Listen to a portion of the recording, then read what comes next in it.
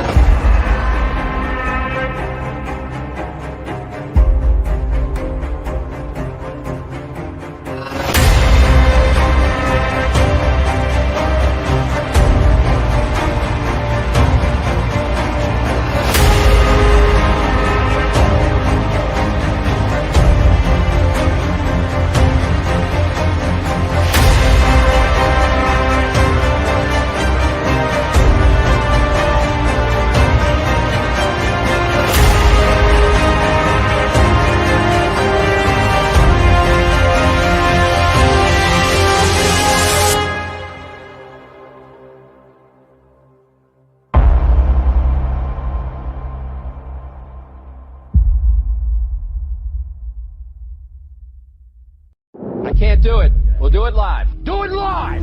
I'll write it and we'll do it live! Mister, will you please wake up? Wake up, wake up, wake up, wake up.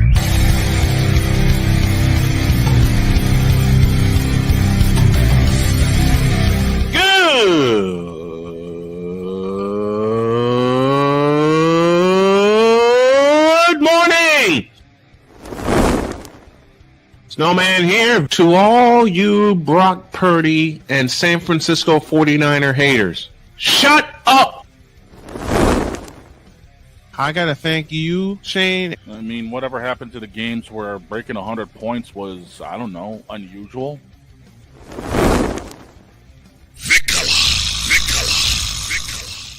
There was one word to sum up the All-Star weekend. Trays. Cause we take this job so serious. Splash Brothers, yes. Ray Allen, replace him with Steve Kerr. Reggie Miller, yeah.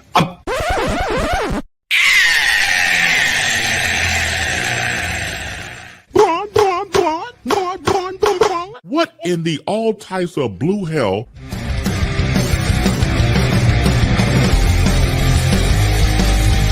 Oh, yeah! Let's get this thing! For the final time this season, ladies and gentlemen, good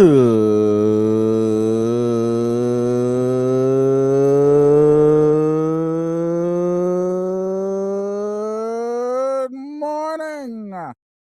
It is the Fabulous Fantastic Football Friday edition of SITM. And for the final time this season, we got some picks to make towards the end of the show. What up, Hawk? The first one checking in today. I am obviously not the snowman, but I am feeling very festive. I ain't frosty, but we stay ice cold around here. Yes, I just went there. Let's talk a little bit of NFL from last night and who told the Superchargers to actually be good. 34-27 as the Chargers took it to Denver last night. Bo Nix for Denver, 263, 2 touchdowns on 29 of 40. Justin Herbert went 23 of 31, 284, 2 tuds, 1 pick. The Chargers are starting to make a run for the wild card because now they are tied with Denver in the standings out there in the crowded AFC West. I mean, we all know the Chiefs have got that on lock. And the only other team that's got a snowball's chance right now in the wild card is Baltimore, sitting at 9-5. Everybody else would have to basically collapse, and frankly, I don't see that happening anytime soon. Because the Texans are sitting at 9-5, but they're leading the AFC South. So we have got ourselves a very crowded wild card in the AFC. Flipping over to the NFC, it's even worse. It is even worse. Because right now, we know Philadelphia is in with the East. The Commanders are sitting at 9-5. Let's not even talk about Dallas, and let's not even talk about the Giants. In the NFC West, literally it's still anybody's to play for. While the Niners are injured, they're only 2 games back of the lead. So anything can happen in these next 3 weeks. Rams and Seahawks are tied in the West at 8-6. The Cardinals are sitting at 7-7. Anything is bound to happen with the NFC West. I mean, this is the crazy division. We know the Lions and Vikings are locked in the NFC North. The Packers are sitting at 10-4. Chicago, go screw yourself. You got Caleb Williams. And in the NFC South, right now, the Bucs and Falcons are the top 2 teams. The Bucs sitting at 8-6. The Falcons sitting at 7-7. Who would have figured this would have been happening this year? In all honesty.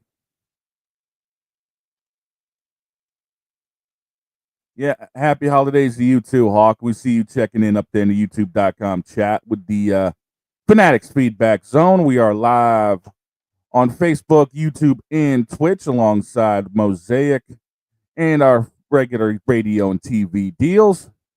And of course, the first hour of the show is brought to you by BetUS.com. BetUS.com, where the game begins, and providing us with all of our lines for our picks, whether it is college or NFL.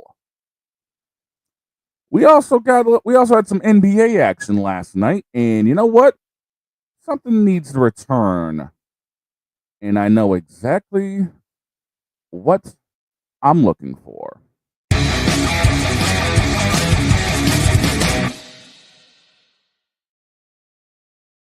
As we mentioned in the NFL, it was the Chargers over the Rams 34-27, bringing the Chargers to 9-6, dropping Denver to 9-6. The AFC West is crowded behind your champion, Kansas City Chiefs.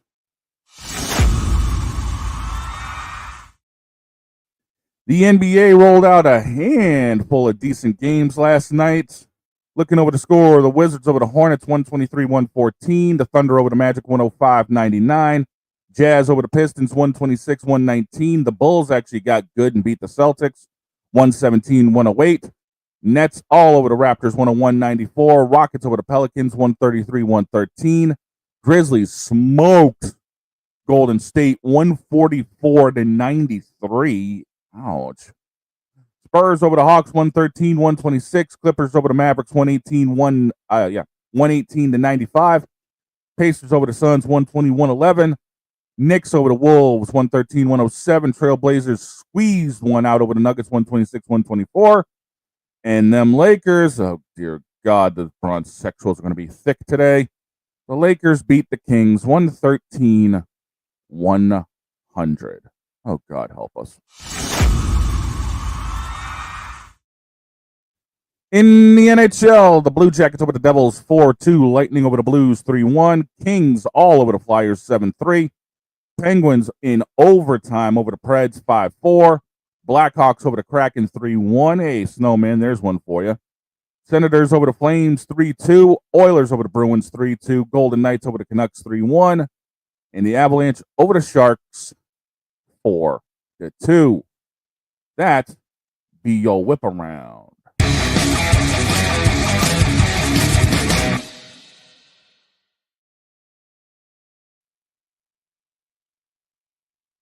When we come back, Snowman has had to get himself a little bit of caffeination. Trust me, I feel you, Brian.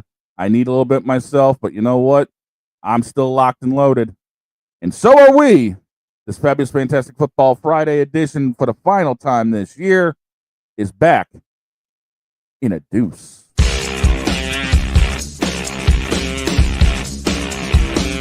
This is Snowman in the Morning.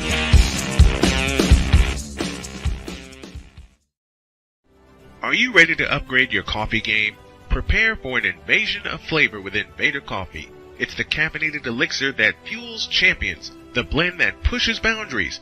Whether you're battling deadlines or exploring uncharted territories, Invader Coffee has your back. Join the invasion at invadercoffee.com and taste the difference for yourself. Use the code SNOWMAN for 15% off your first order. Invader Coffee, veteran owned. Do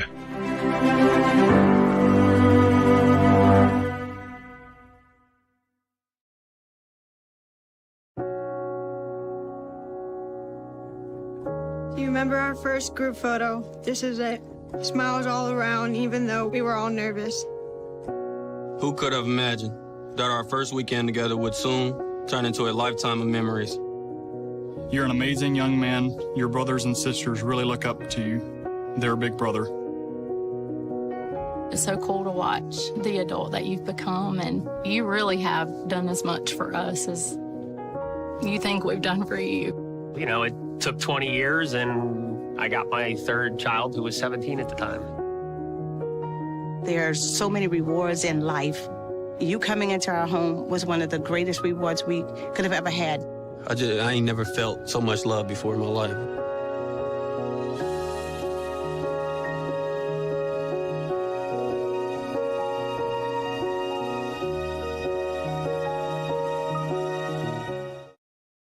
SeatGeek is the ticketing app for fans like the High Five Strangers guy.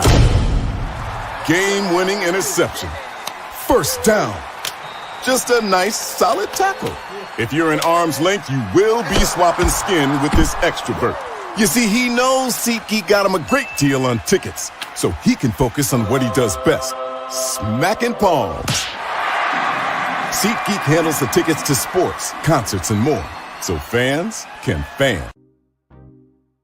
Quinn. Moment of clarity. I haven't watched BET in years. KP.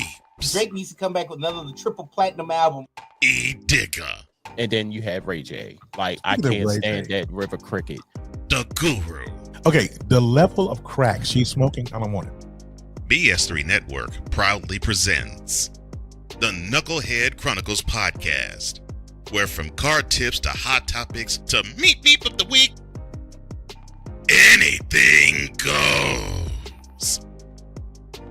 Live every Sunday at 2:30 p.m. Central.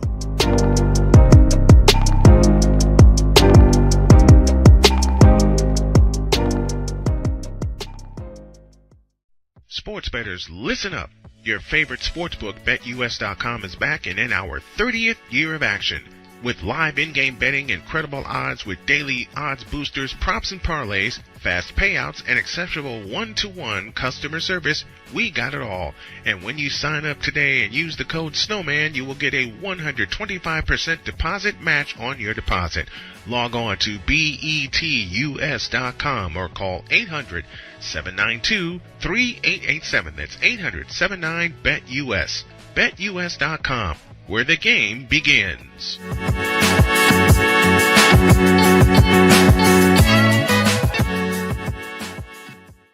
Attention sports fans, looking for the ultimate gear and apparel to show your team pride? Look no further than Fanatics, the #1 destination for sports enthusiasts. Visit snowmanmultimediasports.com today and shop a wide selection of officially licensed merchandise from your favorite teams and players.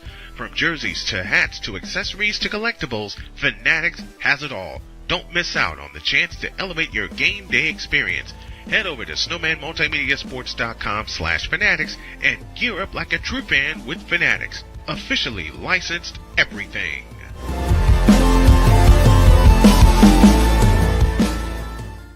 It's no secret. Today's consumer wants convenience and likes things on the go. They want to be listened to and receive instant solutions to their queries. This can often make or break the customer service experience. That's why it makes convenient interactions easy for you. Whether your customers want to connect with you via text, Facebook Messenger, Google, Instagram, or website, all messages now come to the one easy-to-use inbox, so you don't have to check a dozen different sites from the platform. From here, you can send SMS or email, answer questions, schedule appointments, take payments, and close more deals simply by messaging back and forth with your customers. When someone searches for a business like yours, they will look at your reviews. So unless you have more positive reviews, they'll choose someone else. Luck makes it easy to collect hundreds or even thousands of reviews from your customers. Simply send a review invitation or create automation that requests customer reviews right after the sale, or maybe right after a service is completed. It will take them 30 seconds or less to leave the review. Now those reviews will show up on the search result and increase your ranking that matters most. Plus, our advanced reporting will show you exactly where your leads are coming from and if your website or ads are doing their job. So why are you waiting? Put your business way in front of your competitors, get more leads, convert more of those leads to paying customers by getting started with today.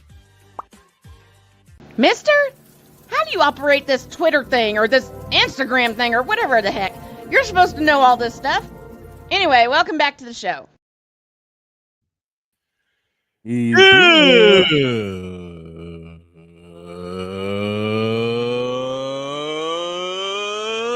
morning. Yes, I know I'm late, but once again, we welcome y'all to the fabulous, fantastic football Friday edition of Snowman in the Morning. Thank you, Big Dog, for covering for me because I was dead to the world.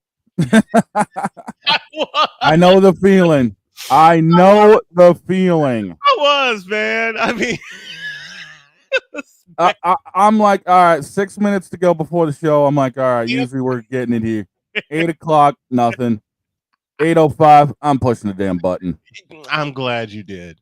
I'm glad you did it. You convinced me of this a few years ago. He was like, dude, I need to be on your staff just in case mornings go sideways. Well, you're on the staff, and the morning, like, it didn't go sideways. I was just sleeping good. One of my alarms is set to the theme from the NBA on CBS. Yes. I heard that. I heard that. I heard it. I swear to God, I heard it. Hearing it and then listening to it's two different things. Yes. I didn't listen to it. I didn't hear it. Nice. And what makes it bad, my beautiful wife, you know this. You know you got a busy day today. Because as soon as I get done here, I got to prep for Indiana Notre Dame. I got a few animals to take care of, while my wife's working and all that stuff. You know you got a busy day. I was talking to Victor last night. Your body just said, Yeah, I've had those. Your body was like, no, we ain't doing this. Yeah, it goes, hell no. What are you talking about? Hell no. Matter of fact, where's that bug? You mean this one? Hell no. To the no, no, no. Hell to the no. Hell to the no. To the no, no, no. Yes, that one. Been there, done that. So we are here. What'd you lead off with? Because believe it or not, I brought the whip around back to talk about all the finals from yesterday. Good move. We got to bring that. We got to bring that back. This is our last full show of the year. Yep. You'll see McCoffee next week, and also Mike Drop Moran will give us an early Christmas present. We do have plans to do segments throughout the holiday, but as far as the full show goes, January 6th is our next one after this. Speaking of January 6th, speaking of football, where are you at? I was about to say, dude. I made a promise that I would play a song if a certain team won last night. A certain team won last night, so.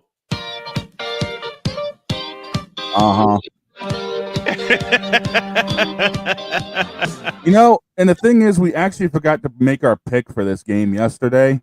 I think I know where we both would have gone. I had Chargers. Same. I had the Chargers. Look, Denver's coming off of a too big of a high with their win last Sunday. And the Chargers had something for them. How about the way that Justin Herbert led that offense last night? Yeah, that's the crazy thing is the way that team ended up doing its thing last night. 23 of 31 for Herbert, 284, 2 tuds, 1 interception. Bo Nix pretty well matched it, 29 of 40, 263, and 2 touch. You know, I think they'll see each other again. Oh, easily. I think next month they will see each other a third time. It wouldn't surprise me because literally I was looking through the standings, also leading things off. The only other team that's in the 9-win bracket is Baltimore. Mm-hmm. And And Baltimore. it's going to take, 9 or 10 wins to end up getting into the wild card. And Baltimore's going to choke. I hate saying that about a team that has Derrick Henry, and y'all know I love Derrick Henry, but there has been such an air of inconsistency with the Baltimore Ravens this year. They want to run. They don't want to run. They want Lamar to be the man. They don't want Lamar to be the man. Look, you should have run that offense through Derrick Henry. You run that offense through Derrick Henry, you easily have 13 wins. Easily. They don't know what their identity is, plain and simple. You said the key word, identity. Identity. But back to last night. How about those San Diego Chargers, man? I know. How about those San Diego Chargers and the performance they put on last night? Yeah. That's nuts. And San Diego's got it relatively easy to end the season because they're on the road to New England next week. Mm-hmm. And then they're on the road to the Raiders to end the year. I think they're going to score more than 6 points at New England. You think? I think they're going to score more than 6 points. We'll be lucky if we see 3, and then that's going to turn into a 12 days of Christmas. And oh my God, folks, you need to sign up for Patreon because we are going to do our 12 days of Christmas for each team. Oh my gosh. I gotta record that later. Mm-hmm. I know I have to do mine later. But who told the West to be interesting behind Kansas City? San Diego? Yeah. I mean, it's not like the Raiders are going to do anything. They've been floundering all year. It's the Raiders. Yeah, pretty much. It's the Raiders. Why are we surprised? It's the Raiders. Okay? It's the Raiders. What the hell are we going to be surprised for about the Raiders? I'll tell you the division that's really gotten interesting. The NFC North. That's not interesting. Well, the Packers are still in it for the wild card. And you got the Lions. It's a two-horse race.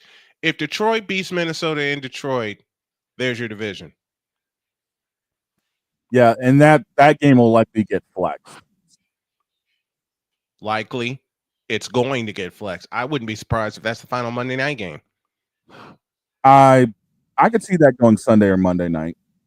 I wouldn't be surprised if it turns into a night game, which is going to make Paul Allen all kinds of giddy, which is going to make Dan Miller all kinds of giddy. I'll tell you also, the NFC West, your Niners might be banged up, dude, but you guys are only 2 games out. I know. We got to win out. Which means we got to go beat up Tua this weekend. Hi, Pumpkin. Yeah, you guys got Tua. Then you somehow need to deal with Detroit, and then you're on the road for Arizona. If we win 2 of those 3, I think the Niners can sneak in. As crazy as that sounds, 2 out of those 3 would likely get us in. A clean sweep would get us in, but it's going to take a lot of help. Let's see. The Seahawks have the Vikings this week. And they're going to lose. Next week, they're on the road to Chicago. That's a Thursday night game, so they got a short turnaround. And then they're on the road to the Rams. And the Rams are going to wind up winning that division. The Rams are going to wind up sealing in that division because their magic number, if I'm correct, is 1. Pumpkin, don't go it. The one time I don't have a sweatshirt on and Pumpkin shows up. The magic number, I think, for the Rams is 1 to clinch the division because they've swept San Francisco, as unfortunate as that is, and that makes Playmaker all kinds of happy. And I'm happy for the Rams. Despite the fact that I talk mess about them, the Rams have shown who they are. All right? But as banged up as the Niners are, they still have a chance to get in the playoffs. They Yeah. still have a chance to make it to January, even with a losing record. As crazy as that sounds. Yeah. And yes, I'm drinking my caffeine this morning. Let's see. Basically, clinching scenarios in the AFC. I'm looking through all this right now. We already know KC, Buffalo, Pittsburgh, and Houston are clinched. Mm-hmm. Denver needed to either pick up a win or to get their way in a Cincinnati loss plus an Indianapolis loss plus a Miami loss. And Indy's playing Tennessee on Sunday. Yes. Which means I'm going to be busy. Yikes. Because that 49ers game is at 4:25. Yeah. Now, the Chargers can get in via their win plus an Indy and Miami loss. Oh, crap. And I like the Chargers. Oh, crap. Steelers clinching the North. All they need to do is win against Baltimore. That's a simple scenario. The Chiefs can get the number 1 seed with a win and a Buffalo loss in New England. That's not going to happen. That ain't going to happen. You beat me to it. That ain't going to happen. Baltimore clinches a playoff berth with an Indy loss against Tennessee or a Miami loss against San Francisco, or they just flat beat Pittsburgh. As good as Pittsburgh this year. Yeah, exactly. Have you seen Baltimore? Mm-hmm. Dude, that's your coin toss right there. Yeah. Eagles can clinch the NFC East with a win. The Commanders. Oh, wait a minute. They play each other this weekend. Yep. Eagles and the Redskins play in Washington this weekend. Oh dear Lord. Oh dear. For Washington, the only way they can get in is with their win is by beating the Philadelphia plus an Atlanta or Los Angeles loss or an Atlanta and Seattle loss. Ugh. Atlanta's not going to lose to the Giants. Come on, let's be real. I know. And I picked the Redskins to win the East. And they were off to a start. Yeah. Yeah. They were off to a flying start. And then all hell broke loose. Yep. And the Packers can clinch a playoff berth straight up with a win or an Atlanta loss coupled with either Seattle or Los Angeles losing. Which means the Packers are getting in. Yeah, because they've got New Orleans on Monday night. Mm-hmm. And the Steelers are beating the Ravens 9 out of the last 10 times. And nine out of the last 10, including last year. 9 times. Exactly. And looking at the playoff seedings as it would start in the AFC, it would be the Chargers against the Bills, 7-2. 6-3 goes Denver, Pittsburgh. 5-4 goes Baltimore, Houston. And the bye, of course, goes to Kansas City. In the NFC, 7-2 is Washington, Philadelphia.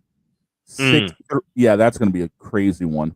6-3 is Green Bay, Tampa. 5-4 is Minnesota, Los Angeles. Wild card bye goes to Detroit. Damn. I wouldn't be surprised though if Baltimore does beat Pittsburgh this weekend. I wouldn't be surprised. I wouldn't be surprised. It's just on par for Baltimore, as inconsistent as they are, to do that. Yeah, exactly. It really is. Are they in Pittsburgh or are they in Baltimore? Looking over the notes really quick, they're in Baltimore. Uh-oh. And that's tomorrow night or tomorrow afternoon. They would. There's 2 games on Saturday. Baltimore, Pittsburgh in the afternoon, and who's in the evening? It's a double afternoon. The early one is Houston, Kansas City.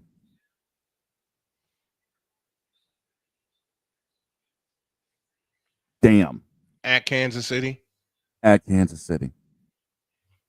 Why did they put that one on Saturday afternoon? Houston's going to get demolished. Exactly. The reason why they moved it to Saturday afternoon is the sole fact that, well, who the hell's going to be watching? Kansas City's already in. Mm-hmm. This is just to get the number 1 seed. This is just to get the number 1 seed. Yeah. Oh my gosh. College football playoff, which is what I'll be concentrating on tomorrow. And the NFL tomorrow. And the NFL. Ugh. Let's take a break. Speaking of college football playoff, Indiana plays Notre Dame tonight in front of Touchdown Jesus. Oh, boy. Back after this.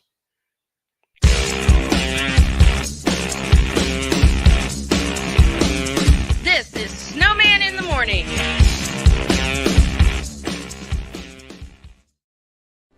Are you ready to upgrade your coffee game? Prepare for an invasion of flavor with Invader Coffee. It's the caffeinated elixir that fuels champions, the blend that pushes boundaries. Whether you're battling deadlines or exploring uncharted territories, Invader Coffee has your back. Join the invasion at invadercoffee.com and taste the difference for yourself. Use the code SNOWMAN for 15% off your first order. Invader Coffee, veteran owned.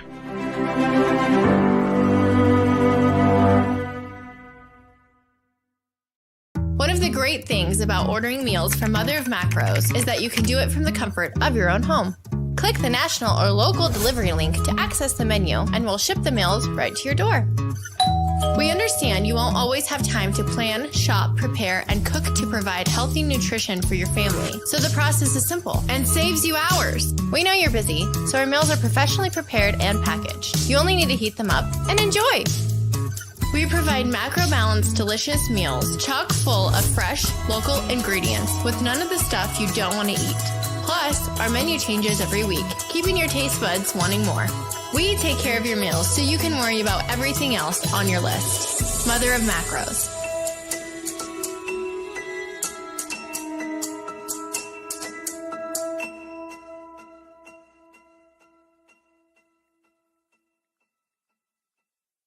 SeatGeek is the ticketing app for fans like the High Five Strangers guy. Game-winning interception. First down. Just a nice, solid tackle. If you're in arm's length, you will be swapping skin with this extrovert. You see, he knows SeatGeek got him a great deal on tickets, so he can focus on what he does best, smacking palms. SeatGeek handles the tickets to sports, concerts, and more, so fans can fan. Quinn. Moment of clarity. I haven't watched BET in years. KP. Drake needs to come back with another triple platinum album. E Digger. And then you have Ray J. Like, I can't stand that River Cricket. The Guru. Okay, the level of crack she's smoking, I don't want it. BS3 Network proudly presents the Knucklehead Chronicles podcast, where from card tips to hot topics to meep of the week, anything goes. Live every Sunday at 2:30 p.m. Central.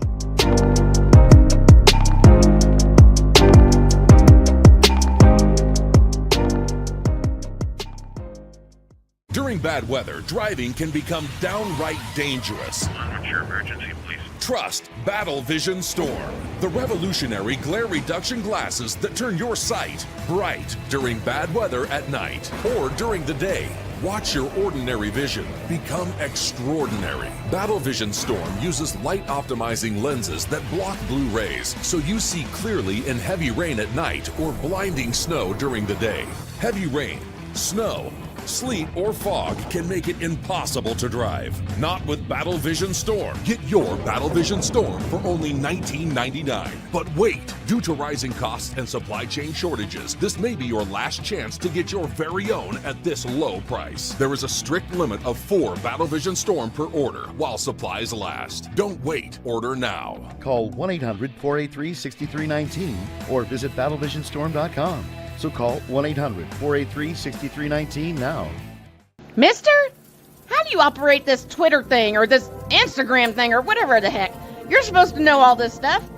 Anyway, welcome back to the show. Indiana, Notre Dame. Oh boy. Let me say that again. Indiana Hoosiers, Notre Dame Fighting Irish. And it's in front of Touchdown Jesus. And tonight. it's in front of Touchdown Jesus.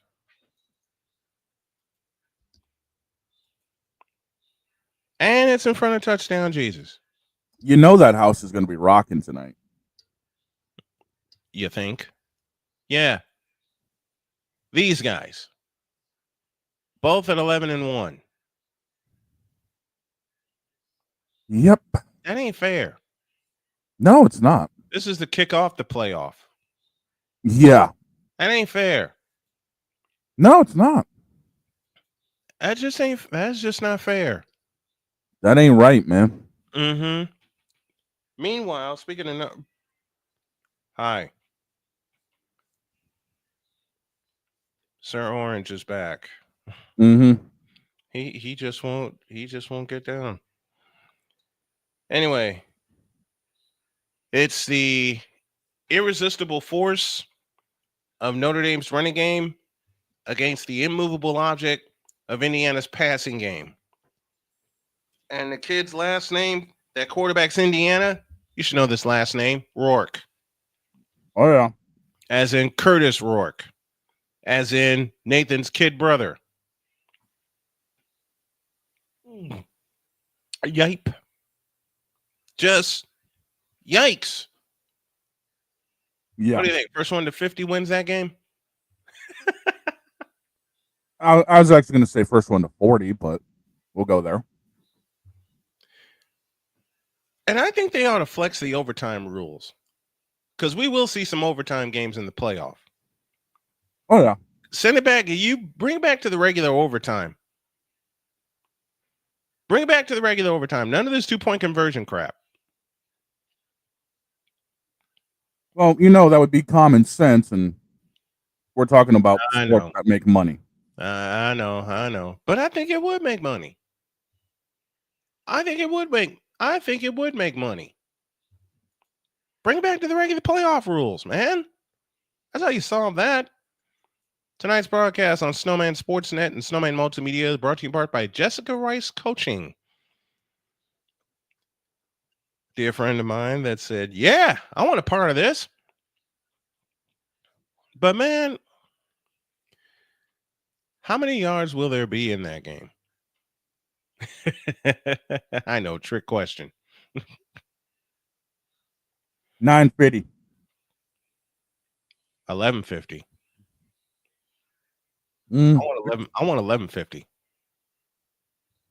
I could see Don't that. ask me why. I want 1150. And I guarantee you both quarterbacks will get 350 in the end. Mm-hmm.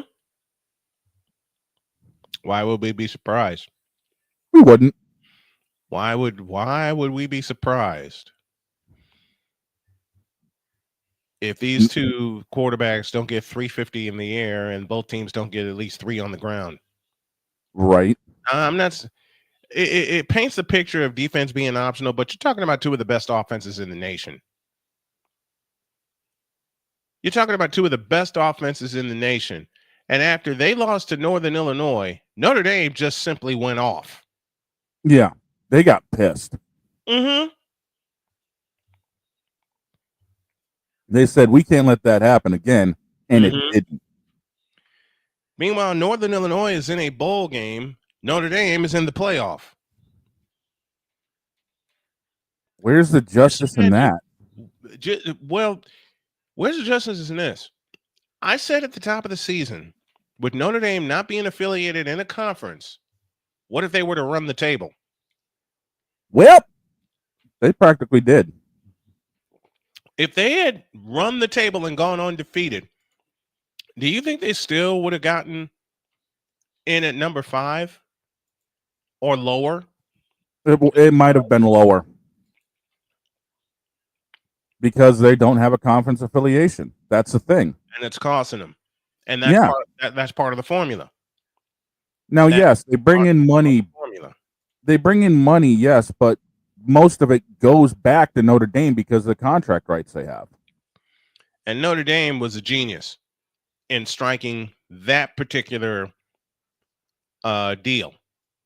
I mean, how many of us grew up with Notre Dame on NBC?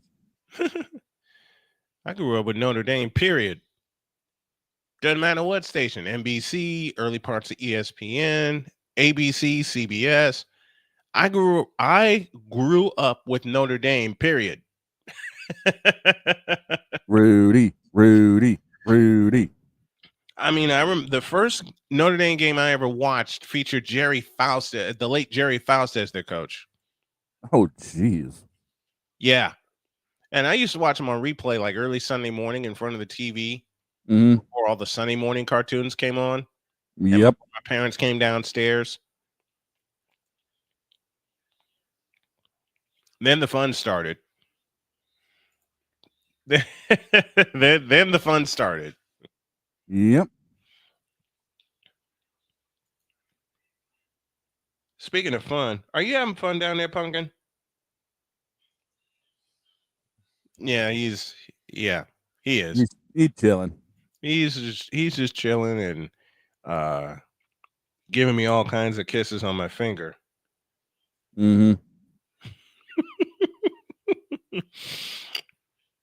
But there's not much more we can say about this game except the fact that this starts the playoff. You really want to mess people? If they would have put this on a Saturday, the entire state of Indiana would have been shut down for this game. Guarantee it. It's going to be shut down tonight. Oh yeah, easily. As soon as work gets out at 5 o'clock, forget about it. You got 3 hours to get home. Yeah. You got 3 hours to get home, feed the family, get in front of the TV for our pregame show. Oh, I guarantee. Skip everybody else's pregame show. I guarantee you, a lot of people are taking today off. To be honest with you. You surprised? No, I'm not either. I mean, this is literally the Battle of Indiana. And with it being a playoff game of all things. And Georgia is next. Yeah, that's the thing. Whoever wins this gets Georgia. If Notre Dame wins, half of the Superdome is blue and gold. Guaranteed. Easily. Because as Dietz explained to us yesterday, Notre Dame travels. Yeah, they do. Yeah, they do. It's tough trying to put something together and your cat is like licking your fingers. Mm-hmm. What happened to your cat, man? Because I remember you had a putty tat, didn't you? Yeah, she unfortunately passed not long after we found out. Actually, it was because of her we found out about Ashton. What was her name again? Mercedes. Hello, Mercedes. Yeah, she for the longest time she was always attached to me, but after she got pregnant with the first one with Ashton, Mercedes just latched onto her. And it was the strangest thing. And Heather was trying to figure it out, and it was shortly after Mercedes started hanging around, especially Heather's stomach, that we were thinking 2 of them, 1 of you. I can figure that puzzle out. Yeah. Because when my ex-fiance was pregnant with Donna, same thing. Yeah. 2 of them, 1 of you. Yeah. That's easy. Yeah, and it was within like a month or two afterwards, it was like, wait a second here. It turns out Mercedes knew what was going on. Unfortunately, she ended up passing right around Thanksgiving. But you gotta send me a picture of Mercedes, because I want my wife and I to put a collage together of you and your family, because Jody's wanting to do the same for me, my granddad, my dad, and my family. Yeah, because the main parts of my family are no longer here, and I already know what Dad would be doing. Oh yeah, tonight. Dad would be sitting right in this chair would be sitting right next to me calling this thing. Oh yeah. He would. Yep. That's the only thing. I'll say it again. If there is a quote unquote regret that I have when it comes to my father, that I didn't get a chance to share the booth with him. Yeah. I didn't get a chance to share the mic with him. I got a chance to share it with my mom. I didn't get a chance to share it with dad. RQ says, how are things feeling where you at, Snowman? I'm good, man. I just overslept for the second straight day. Which led to me pushing the button. Yes. You have permission to push the button. The button. When I run late. And Lord knows I was running late. I give it 5 minutes, then I push the button. Mm-hmm. Don't even give it 5. Here on out, give it 3. Okay. Because we're making a lot of changes for the better. Because we got a lot of things in the works. Let's take a break. When y'all get back, our question of the day.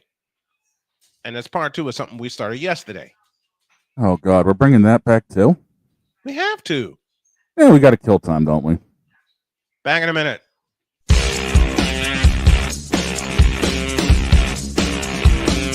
This is Snowman in the Morning.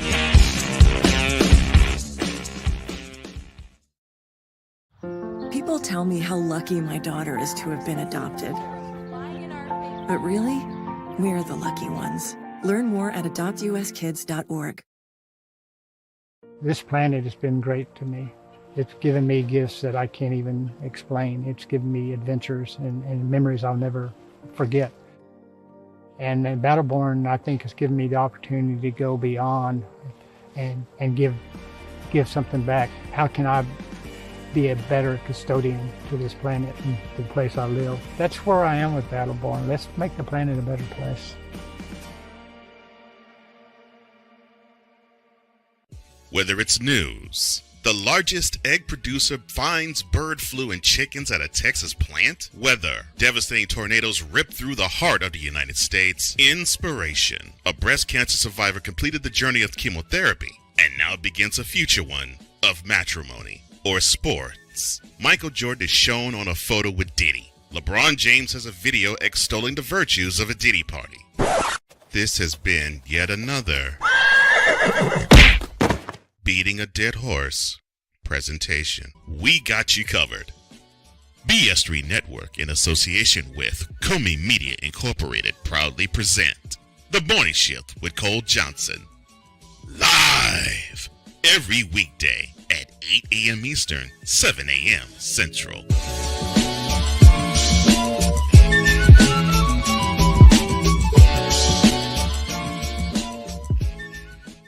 Here's an important message from the Diabetes Solution Center. Do you like pricking your fingers to test your blood sugar levels? No one does, but it's important to maintain your health. And now, by wearing a small remote device called a continuous glucose monitor, or CGM, you don't need to prick your fingers anymore. It's easy to use and helps you make more accurate diabetes treatment decisions. If you are testing your blood sugar 3 or more times daily, injecting insulin, or using an insulin pump, call the Diabetes Solution Center right now. And if you have Medicare or most major insurance coverage, you may be able to get a new CGM at little to no out-of-pocket cost. Shipping is free, and we'll even bill your insurance company for you. If you are testing your blood sugar 3 or more times daily, injecting insulin, or using an insulin pump, call the Diabetes Solution Center right now to learn how to end the painful finger sticks and get your own continuous glucose monitor, or CGM, at little to no out-of-pocket cost. SeatGeek is the ticketing app for fans like Boomstick Lady. No free throw is safe from the roar of her sticks. SeatGeek helps her find a seat in the direct eye line of the shooter so she can sit where her boomsticks make the biggest boom. Everybody okay? SeatGeek handles the tickets to sports, concerts, and more, so fans can fan. Join the transporter to Hades. Your butt and gut becomes one. Join the reformer of hooker whores. This is my daughter, Placenta Booty Johnson. Join the bronze car. Whenever you are in distress, take off your baseball cap and throw it in the air. Join your very own superhero of broadcasting, Chris Bass. So whatever color crayon they get, they palm it and do 2 circles And that translates to, I can beat up black people. As she takes you through the week's paces in Baseline. Live every Saturday at 8 a.m. Eastern, 7 a.m. Central, Pacific Time Zone people, just stay asleep when this is on live and just catch the recording. Oh, I'm sorry. Exclusively on the Chris Bass YouTube channel.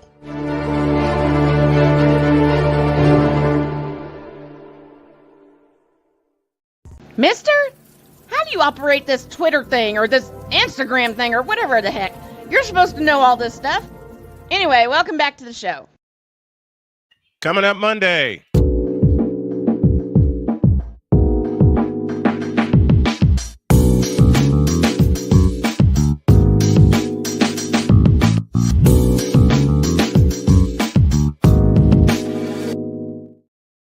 And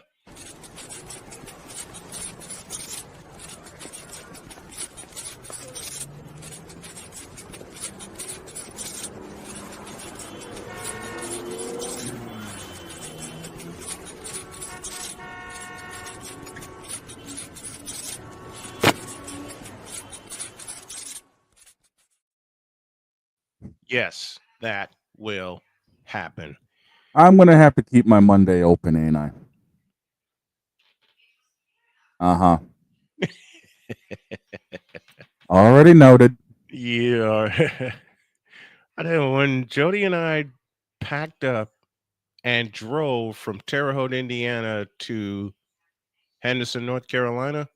Mm. Ooh, what a trip. It was Oh, fun. yeah. It was a hell of a trip. And it was right after we had gotten married. Oh, fun. It was right. It not like right after we got married. I'd say a couple months after we got married. Close enough. Mm-hmm. Yep. End of August. I got an offer and I found a full-time job on top of that. I looked at Jody, she looked at me, and we were like, let's go. So we packed up. No, I'll change my question of the day. For all my tall men out there, what's the smallest car you've ever been in? Hold up. Let's do this right. There you go.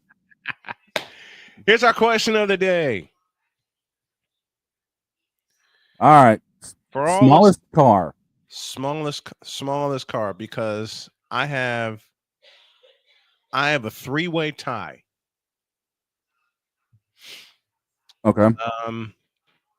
In 1999, I drove a two-door Chevy Aspire. A two-door. It was a two-door Chevy, and it was smaller than a Chevette. Yeah, I know what you're talking about. I can't think of the name. I know Chevy made it. A year later, I somehow laid in the back of, without my feet sticking out of, a two-door Ford Aspire. So it would have been for Chevy, like their little Astro or whatever it was at the time. Yeah. I just know it was 99 and I was living in Columbus, Ohio at the time. Then came this beauty. And of course, Dr. K is fully involved and fully invested, because when she said, I'm coming to pick you up and we're going on a date,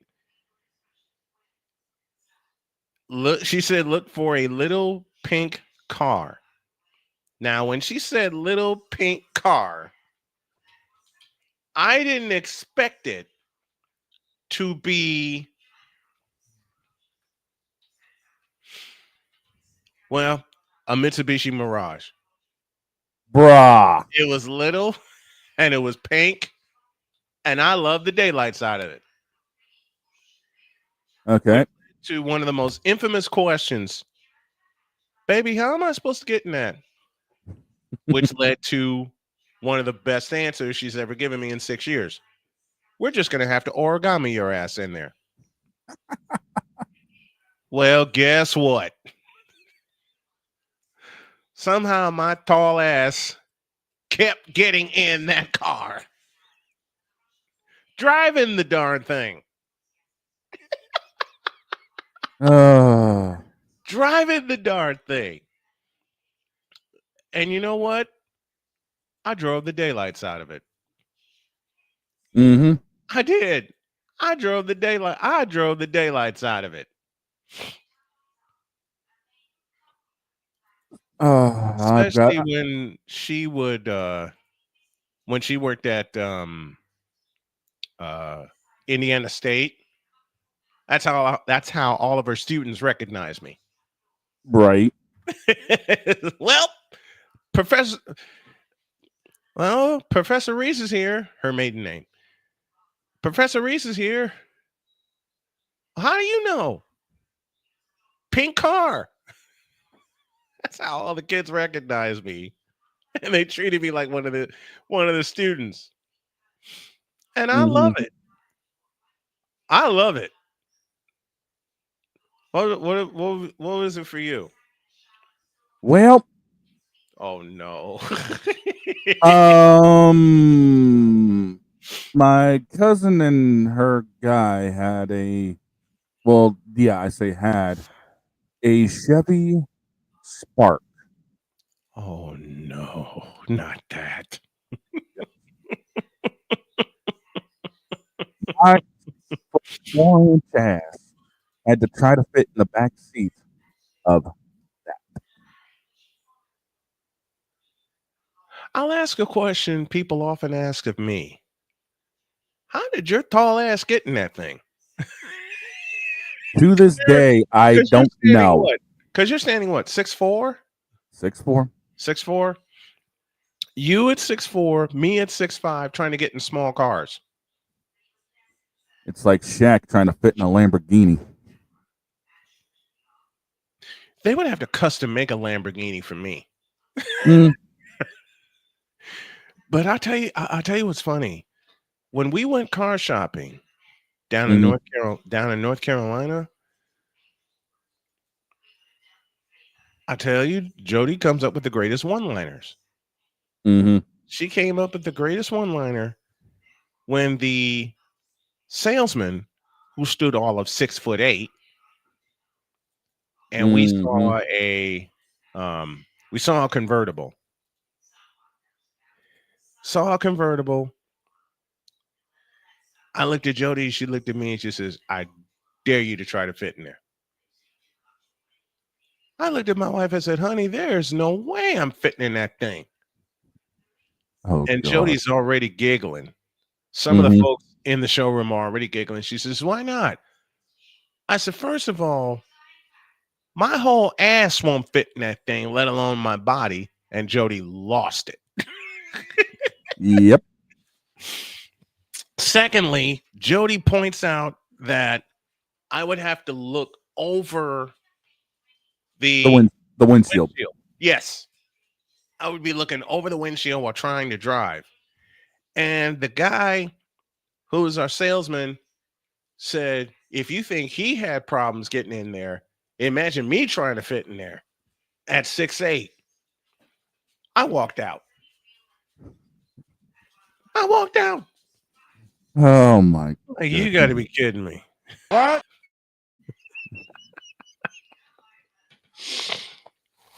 And you know what I want to get next? What's that? An SUV. Mm-hmm. I want to get an SUV. But first, there's a few things I need to get in. I need to get in shape first. Which I will. I want to drop down.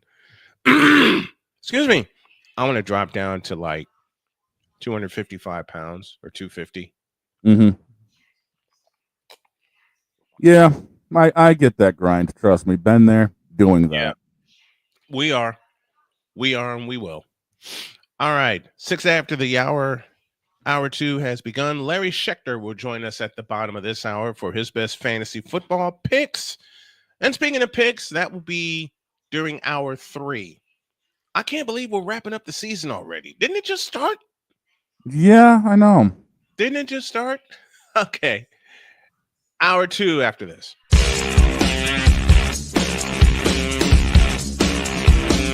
This is Snowman in the Morning.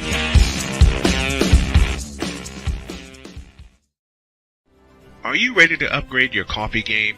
Prepare for an invasion of flavor with Invader Coffee. It's the caffeinated elixir that fuels champions, the blend that pushes boundaries.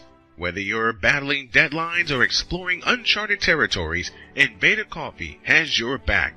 Join the invasion at invadercoffee.com and taste the difference for yourself. Use the code SNOWMAN for 15% off your first order. Invader Coffee, veteran owned.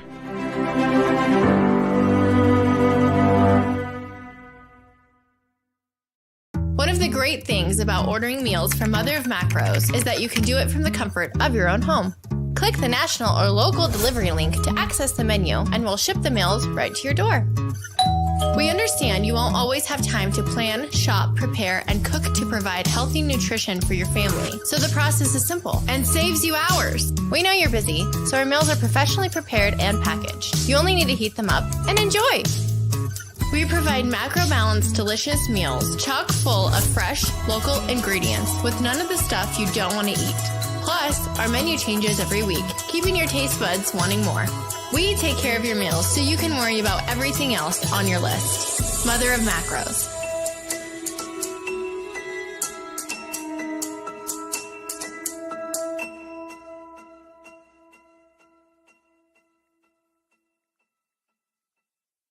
SeatGeek is the ticketing app for fans like the High Five Strangers guy.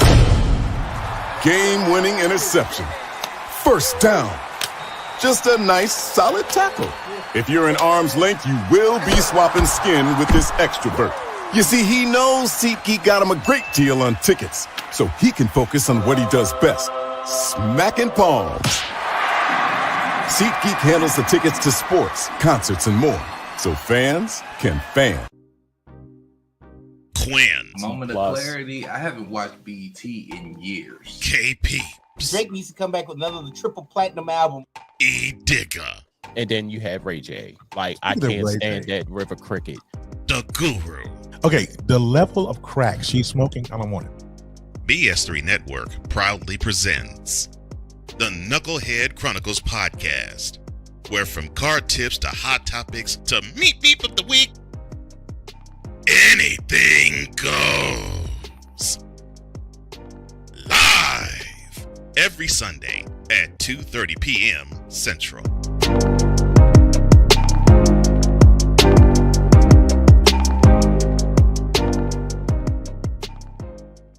During bad weather, driving can become downright dangerous. What's your emergency, please? Trust Battle Vision Storm, the revolutionary glare reduction glasses that turn your sight bright during bad weather at night or during the day.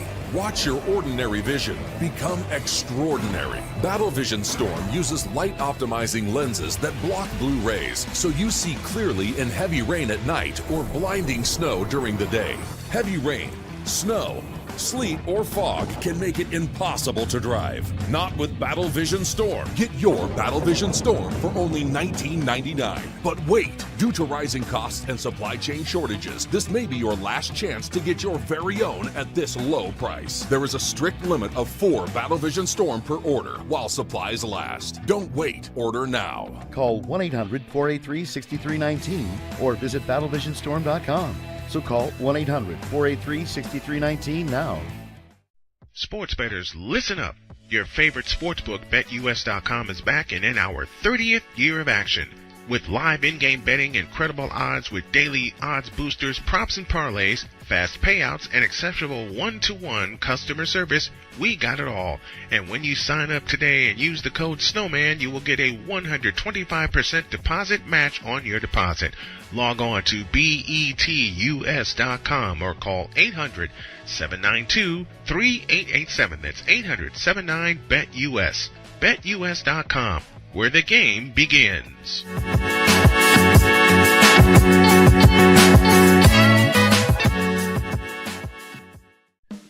Attention sports fans, looking for the ultimate gear and apparel to show your team pride? Look no further than Fanatics, the #1 destination for sports enthusiasts. Visit SnowmanMultimediaSports.com today and shop a wide selection of officially licensed merchandise from your favorite teams and players.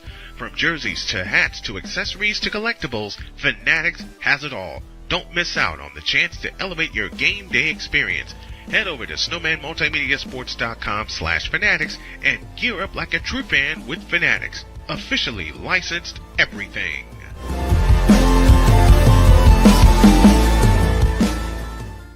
It's no secret. Today's consumer wants convenience and likes things on the go. They want to be listened to and receive instant solutions to their queries. This can often make or break the customer service experience. That's why it makes convenient interactions easy for you. Whether your customers want to connect with you via text, Facebook Messenger, Google, Instagram, or website, all messages now come to the one easy-to-use inbox, so you don't have to check a dozen different sites from the platform.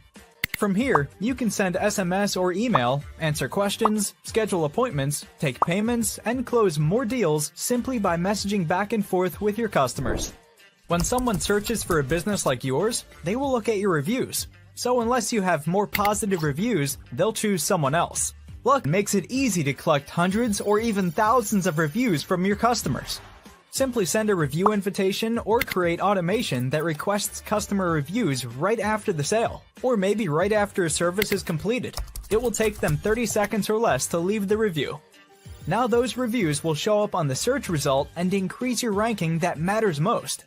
Plus, our advanced reporting will show you exactly where your leads are coming from and if your website or ads are doing their job. So why are you waiting? Put your business way in front of your competitors, get more leads, convert more of those leads to paying customers by getting started with today. Mister? How do you operate this Twitter thing or this Instagram thing or whatever the heck? You're supposed to know all this stuff. Anyway, welcome back to the show. All right. Our expansion is just about complete, so beginning January 6th, there'll be more of us. And I'll leave it at that. Okay. But why are you looking at me like that? More of us? What are we doing? Hiring minions now? No. Oh, boy. Oh, boy. I mean, in terms of time, you silly. In terms of time. Oh, by the way, I have a very dear friend that's a big-time Jets fan. He's going to join us at the top of hour 3. How? And he's going to go off. Oh, boy. This ought to be good. A little tease. Speaking of the Jets, did you hear what Woody Johnson did? No, I missed that. He nixed the trade for Jerry Jeudy because of his Madden rating. He nixed a trade because of somebody's Madden rating? Mm-hmm.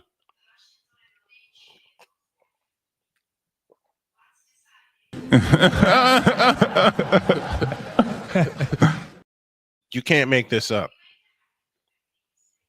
Because of a... Bitch, are you for real? I will say it again. You can't make this up.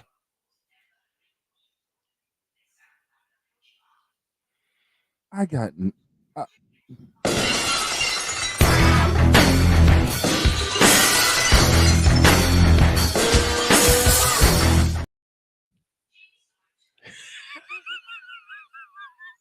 I got nothing.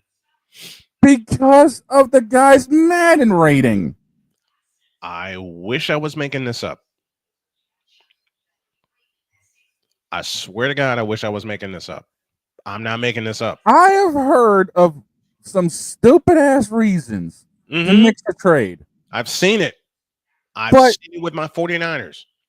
But I've seen it with my 49ers. I've seen it with a few other teams. My Chicago White Sox. Okay? But this is the stupidest reason I've ever seen to nix a trade.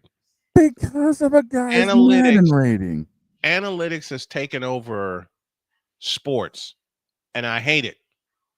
I hate it. Analytics has no place in sports. If that was the case and people did it that way, there'd be so many trades in the MLB nixed because they're rating in the show. Yep. You read my mind. You read my mind.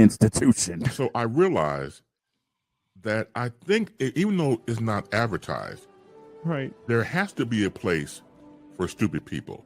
We don't know because we're not stupid, so we don't know anything about it. It's like a secret club society. Oh my gosh. So I come to the conclusion that he graduated from SU, stupid university. Yeah, and all the stupid ass letters that go along with graduating, high honors of being stupid. I can't do no more, man. Vámonos, dominos, vámonos. Stupid university, where everyone graduates. Magna cum stupid. Man, if Madden rating is the determined thing. So I realized that I think, even though it's not advertised, right, there has to be a place for stupid people. We don't know because we're not stupid, so we don't know anything about it. It's like a secret club society. Oh my gosh. So I come to the conclusion that he graduated from SU, stupid university. Yeah, and all the stupid ass letters that go along with graduating, high honors of being stupid. I can't do no more, man. Vámonos, dominos, vámonos. Stupid university, where everyone graduates. Magna cum stupid. I had to hear it again. Using Madden ratings to determine trades. What? Using Madden ratings to determine trades. What? Using Madden ratings to nix trades. What? Fix trades. What? Start trades. What? End trades. What? Do trades. What? Trades, period. What? Dear New York Jets. Shut up, bitch.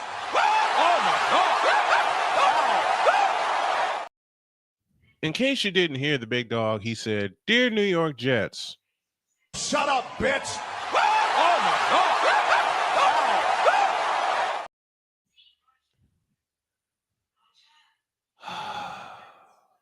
You for real?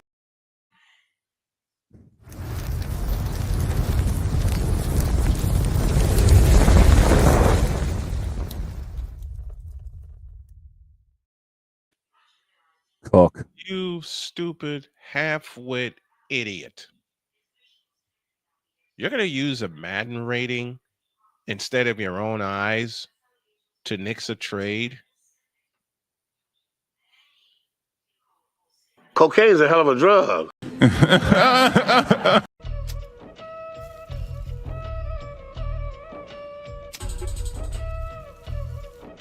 The New York Jets in a nutshell.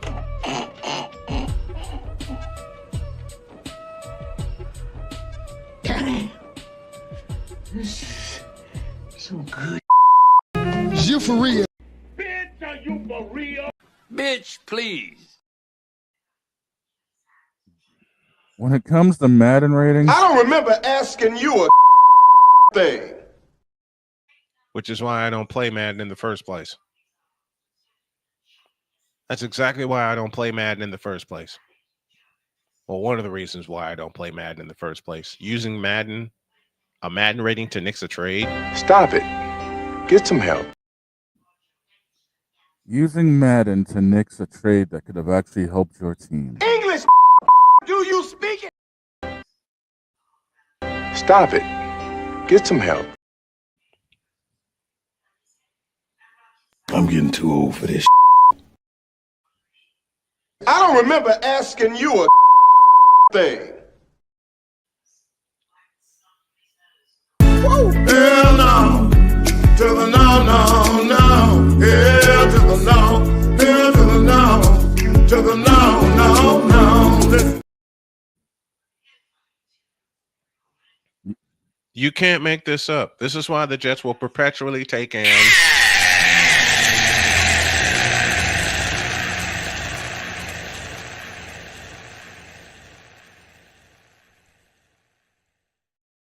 a big, fat, roaring, stupid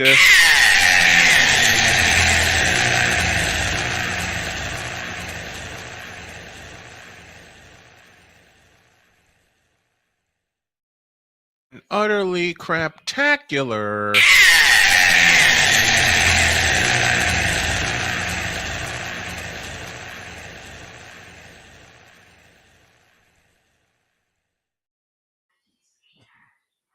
You fool! Do it again. You fool! Do it again. You fool! Again. You fool! Again. You fool! Again. You fool! Again. You fool! That's like thinking LeBron James is the greatest player alive. Stop the cap. Thank you. You fool! When LeBron James and the Jets play like... And now, ladies and gentlemen, the selection from the Wonder Bread Choir entitled Using Madden to Determine If You Will Actually Make a Trade.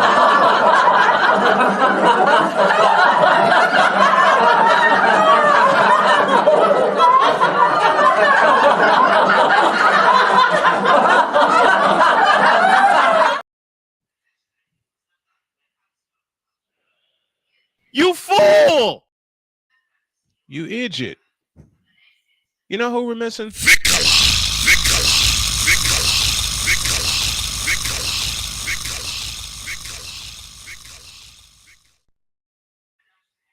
Oh, I guarantee you Ryan would go off on this one coming up on Monday.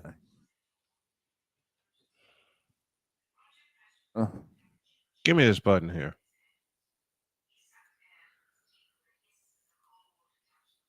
Woody Johnson? You a...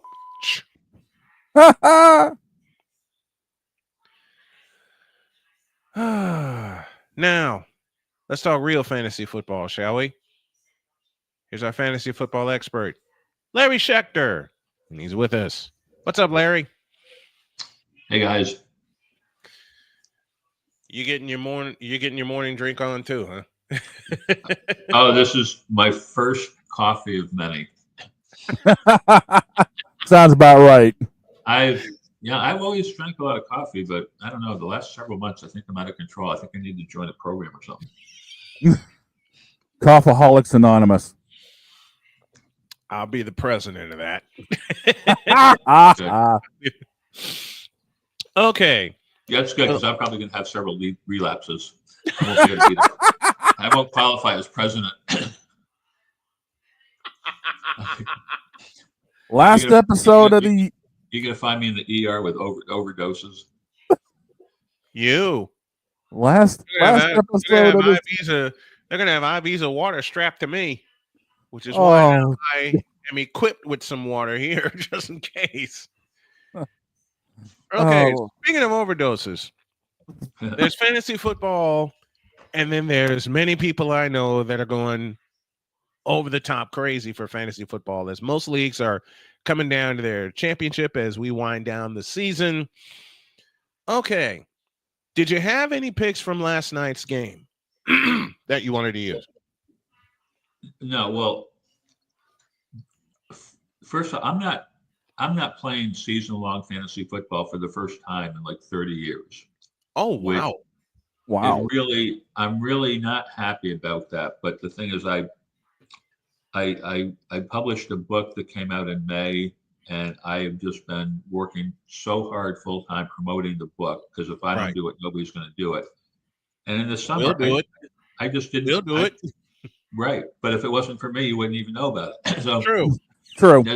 So I was just so busy, I couldn't do it. I'll be back next year. But I just couldn't do it. I don't like to do fantasy sports half-assed. I could have just done real kind of quick and get a team, but I won't do that. So I didn't do it.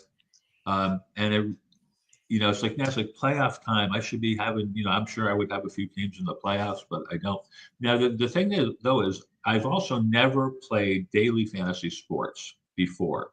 But this year, because I wasn't in season long, I thought, well, let me try a little daily fantasy. So I have been playing some daily fantasy. And yesterday, I was going to do yesterday, but I had a work emergency, and I had to handle something. All right, I didn't even watch the game last night. Oh, I saw the box score, and I saw that kicker had a free kick. That was interesting. Yep, a free kick happened, and the Chargers took advantage of it. Oh my gosh! Oh gosh! There should be bonus points. They should put that in the scoring for kickers. If you get a free kick, it's 20-point bonus. There should be, you because should it's win. rarely used. Right, It's you should rarely win. used. You should win your league automatically if your kicker gets a free kick. And everybody will be praying for a free kick. That's an automatic league win. I love it.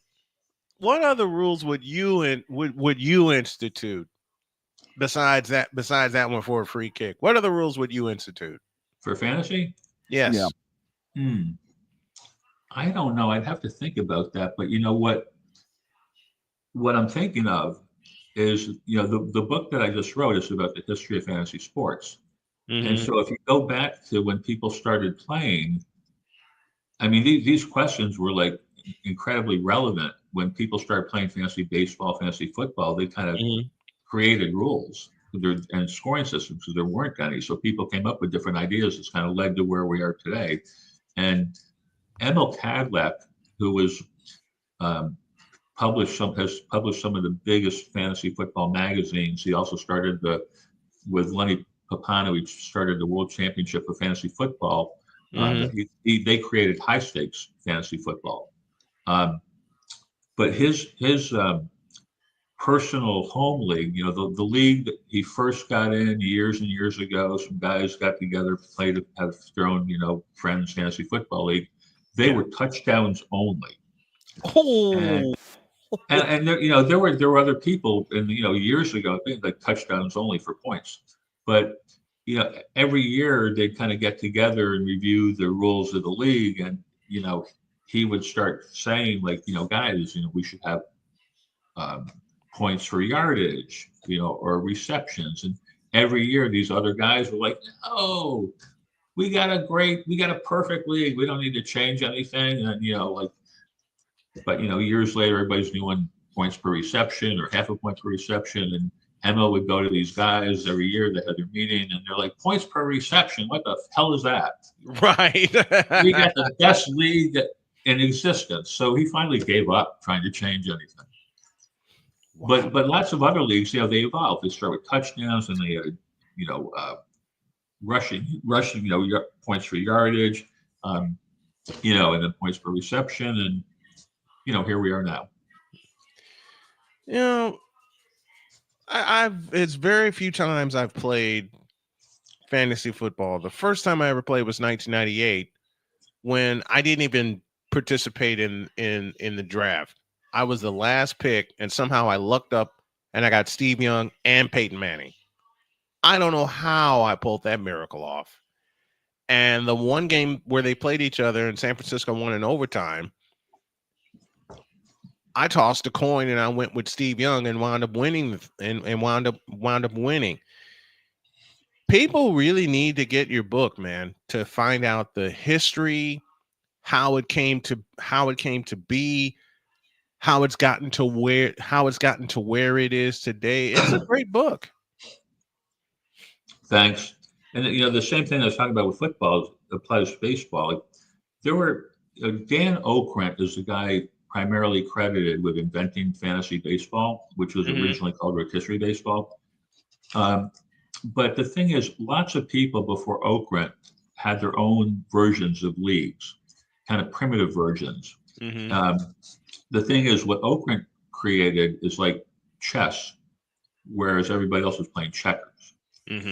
And the other thing about Okrent is he was in the media, and all the people he got in his first league were in the media, and that led to a lot of exposure, articles in the New York Times, etc., a book deal in '84, and that spread fantasy baseball. Whereas everybody else is kind of like, some people playing this game by themselves, and it wasn't spreading. But what I'm getting at is there's all these primitive versions, like people, like there were some people that drafted only teams. They would each take like 4 teams or whatever, and they'd get certain statistics from the entire team. it never occurred to these guys to take individual players. Right. And then there were people, various scoring systems, just different rules. I mean, just lots of primitive versions. Yeah, I've never played fantasy baseball. May change that this coming season, but I've already got ideas. Who are some of the best players you had on one team? You're talking about fantasy baseball or ever? Ever. So the best players I ever had. All right. Well, Pedro Martinez and Johan Santana were two of them.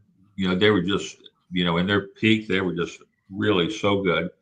And the thing, when I think of Johan Santana in fantasy baseball, I think of Tristan Cockcroft. You guys know who he is? Yes. He's an ESPN fantasy analyst, and I've been in Tout Wars. There's the Experts League, Tout Wars. I've been in that with him a lot over the years, and we used to both be bidding against each other on Johan Santana. It's like we were the two guys that were willing to go up to $40, $50, whatever it was, to get him. So we had some great bidding wars. Now, Ricky Henderson was like one of the most valuable all-time fantasy players. And, it just reminded me, I was talking about these primitive leagues. There were some guys in St. Louis that had a league, and they had an auction, and they used real money for the auction. Some league, the typical fantasy baseball auction format has a $260 budget to buy 23 players. Right. And it's often like mythical money, like imaginary money. Sometimes people use real money. They'll put in 260 or whatever. But this particular league, they had an auction format. They had no limit on how much you could spend. Oh, boy. And it was real money. And they paid out prizes. So everybody that, at the auction, whatever they spent, that real money went into their prize pool. And there was prizes for first, second, third, and fourth place. Like, first got 40%, then second got 25%, or whatever it was. So you could actually finish, say, in third place and win more money than the person who finished first or second because you spent less at the auction. Right. And one year, a guy spent $2,000 for Ricky Henderson. Jeez. Yeah, I don't actually know.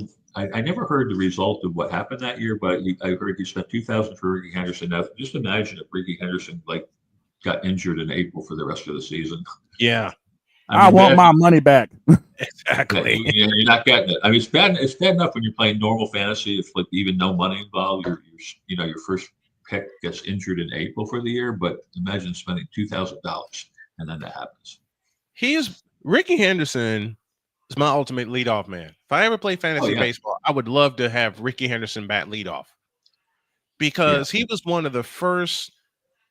I think the two leadoff men I got hooked on always seeing were Ricky Henderson and Vince Coleman. I was just going to mention Vince Coleman as you were speaking. I remember this other story. It's also in my book about Vince Coleman, where there were I can't remember who it was exactly. It's in the book, but there was somebody that invented like a simulation type game. What they did is actually, they invented like a different type of fantasy baseball game that they thought was more realistic because they looked at fantasy baseball and they were like, well, why is Vince Coleman like a number one pick? In real baseball, Vince Coleman wouldn't be a number one pick, but it's because stolen bases are so important in fantasy baseball that inflates the value for Vince Coleman or Ricky Henderson. Right. Yeah. I always, when I was in school and I was growing up, did I pay attention in class? Yes, but my mind was always on baseball because that was the first sport I ever loved growing up. Thanks to my dad and my granddad. And I would always put together these killer lineups of my favorite players. I still kept doing it for a long, long time. And then a fellow named Frank Thomas showed up. I always plugged him into the third spot in my fantasy lineup. Yeah, it's a good pick. I had Ricky Henderson would lead off. I always had Frank Thomas batting third. I knew those two spots. I would just have to fill everything else, including my starting pitcher. And my favorite starting pitcher at the time was Nolan Ryan. Mm-hmm. Because how can you go wrong with Nolan Ryan?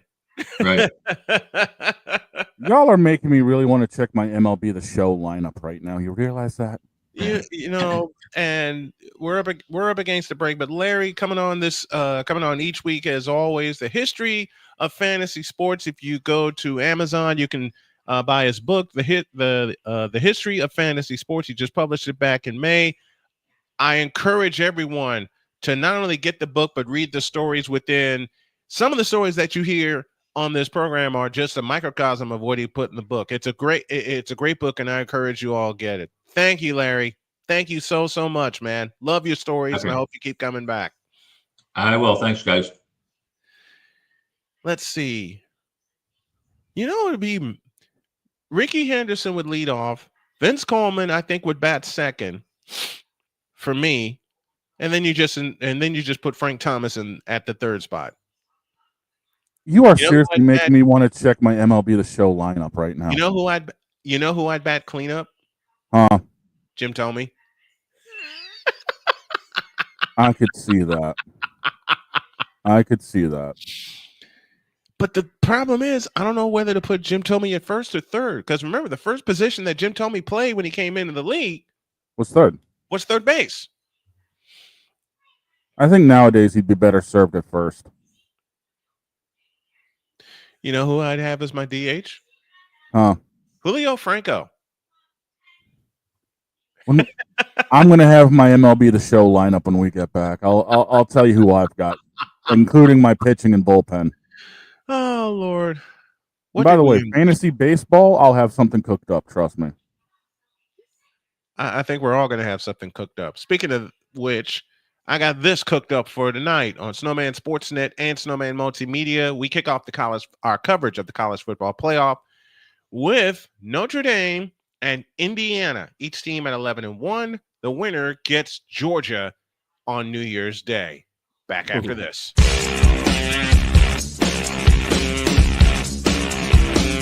This is Snowman in the Morning.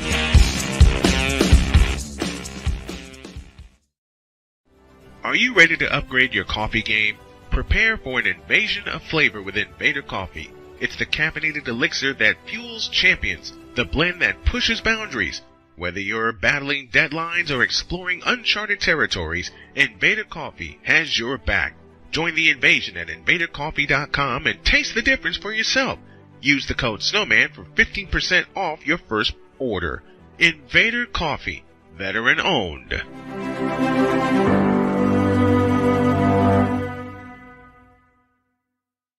One of the great things about ordering meals from Mother of Macros is that you can do it from the comfort of your own home. Click the national or local delivery link to access the menu, and we'll ship the meals right to your door. We understand you won't always have time to plan, shop, prepare, and cook to provide healthy nutrition for your family, so the process is simple and saves you hours. We know you're busy, so our meals are professionally prepared and packaged. You only need to heat them up and enjoy. We provide macro-balanced, delicious meals chock full of fresh, local ingredients with none of the stuff you don't want to eat. Plus, our menu changes every week, keeping your taste buds wanting more. We take care of your meals so you can worry about everything else on your list. Mother of Macros.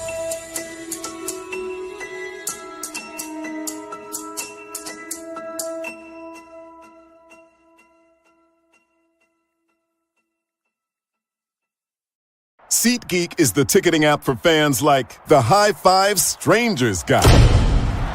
Game-winning interception. First down. Just a nice, solid tackle. If you're in arm's length, you will be swapping skin with this extrovert. You see, he knows SeatGeek got him a great deal on tickets, so he can focus on what he does best, smacking palms.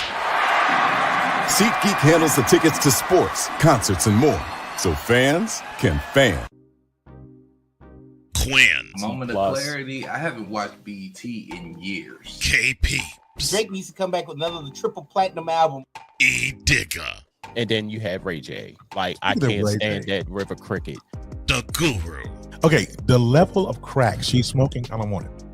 BS3 Network proudly presents the Knucklehead Chronicles podcast, where from car tips to hot topics to meep of the week, anything goes. Live every Sunday at 2:30 p.m. Central.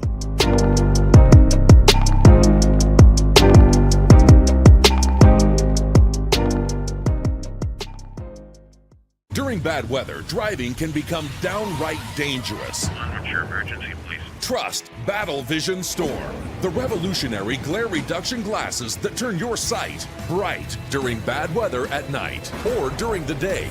Watch your ordinary vision become extraordinary. Battle Vision Storm uses light optimizing lenses that block blue rays so you see clearly in heavy rain at night or blinding snow during the day. Heavy rain, snow, sleet, or fog can make it impossible to drive. Not with Battle Vision Storm. Get your Battle Vision Storm for only $19.99. But wait, due to rising costs and supply chain shortages, this may be your last chance to get your very own at this low price. There is a strict limit of 4 Battle Vision Storm per order while supplies last. Don't wait, order now. Call 1-800-483-6319 or visit battlevisionstorm.com. So call 1-800-483-6319 now. Mister? How do you operate this Twitter thing or this Instagram thing or whatever the heck? You're supposed to know all this stuff. Anyway, welcome back to the show. All right, we've opened a can of worms. Yes, you have. So you really have. Our next question of the day, what is your ultimate fantasy baseball lineup? There we go. Well, that's our question of the day. And the new snowmaninthemorning.com will drop on January 1st. There was just so much that we had to, there's so much we had to do here, so much I had to help my wife with, but beginning with our episode on January 6th, and you'll see some sprinkled within, we'll relaunch the podcast in the new year. Go. Well, this is my God squad on MLB The Show, and this is what I'm going to be rocking with until 25 comes out. I'm leading off with Derek Jeter at shortstop. Number 2, Derek Jeter. Number 2, Jeter. I got Jackie Robinson. He's from New York. Bob Shepard, the long time. Oh, God rest him. Love Bob Shepard. All right, leading off is Derek Jeter. Batting second. Batting second, playing second base, Jackie Robinson.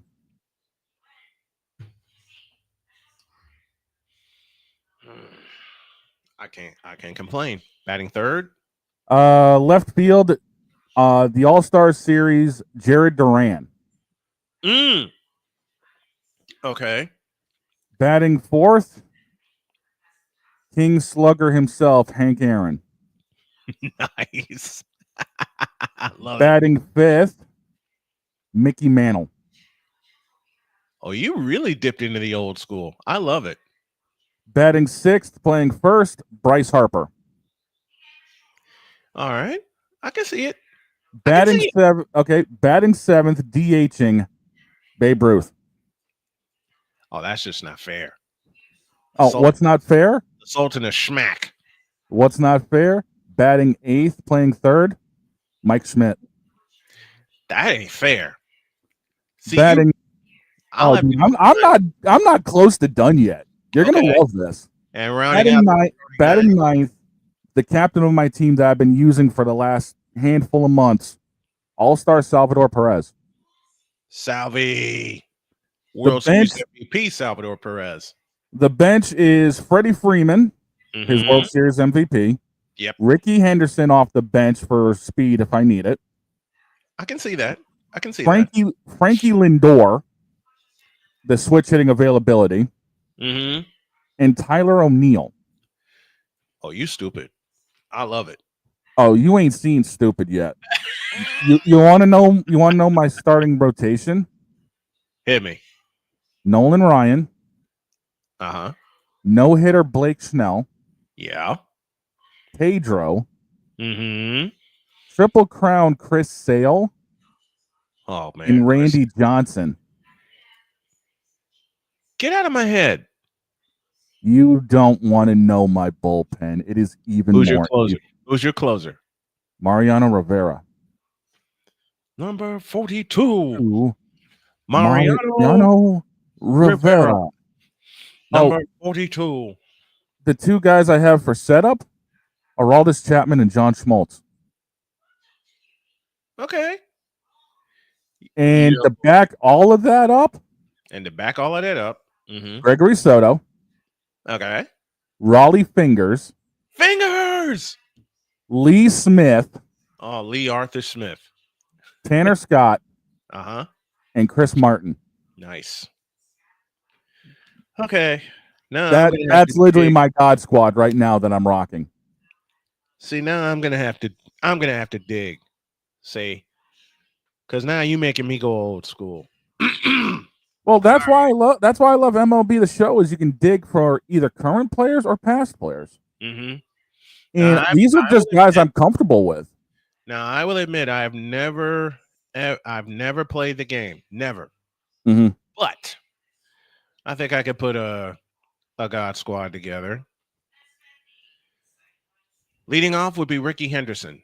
Yes, I can see that. Batting second.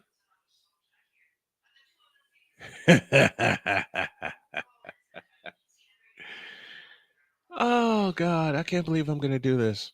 And I'm making this up on the fly. I don't have the numbers of the players in front of me. I'm doing this off of years. I know most of these guys from the team. Yep.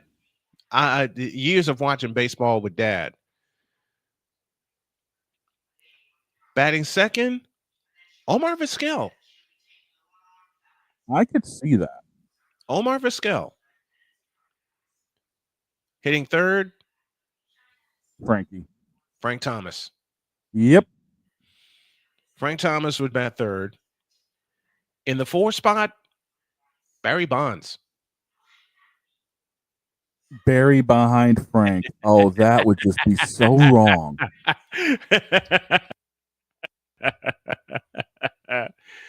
Barry Bonds would bat fourth. Yeah, you either pitch to Frankie or you got to worry about Barry smacking your yard. It gets worse. Oh, Lord. In the 5th hole, Michael Jack Schmidt.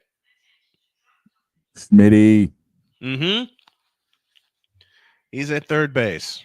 Yep. I took care of the shortstop with Omar Vizquel. Yeah.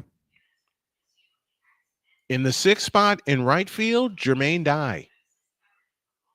I could see that. Get a little bit more speed out there. Mm-hmm.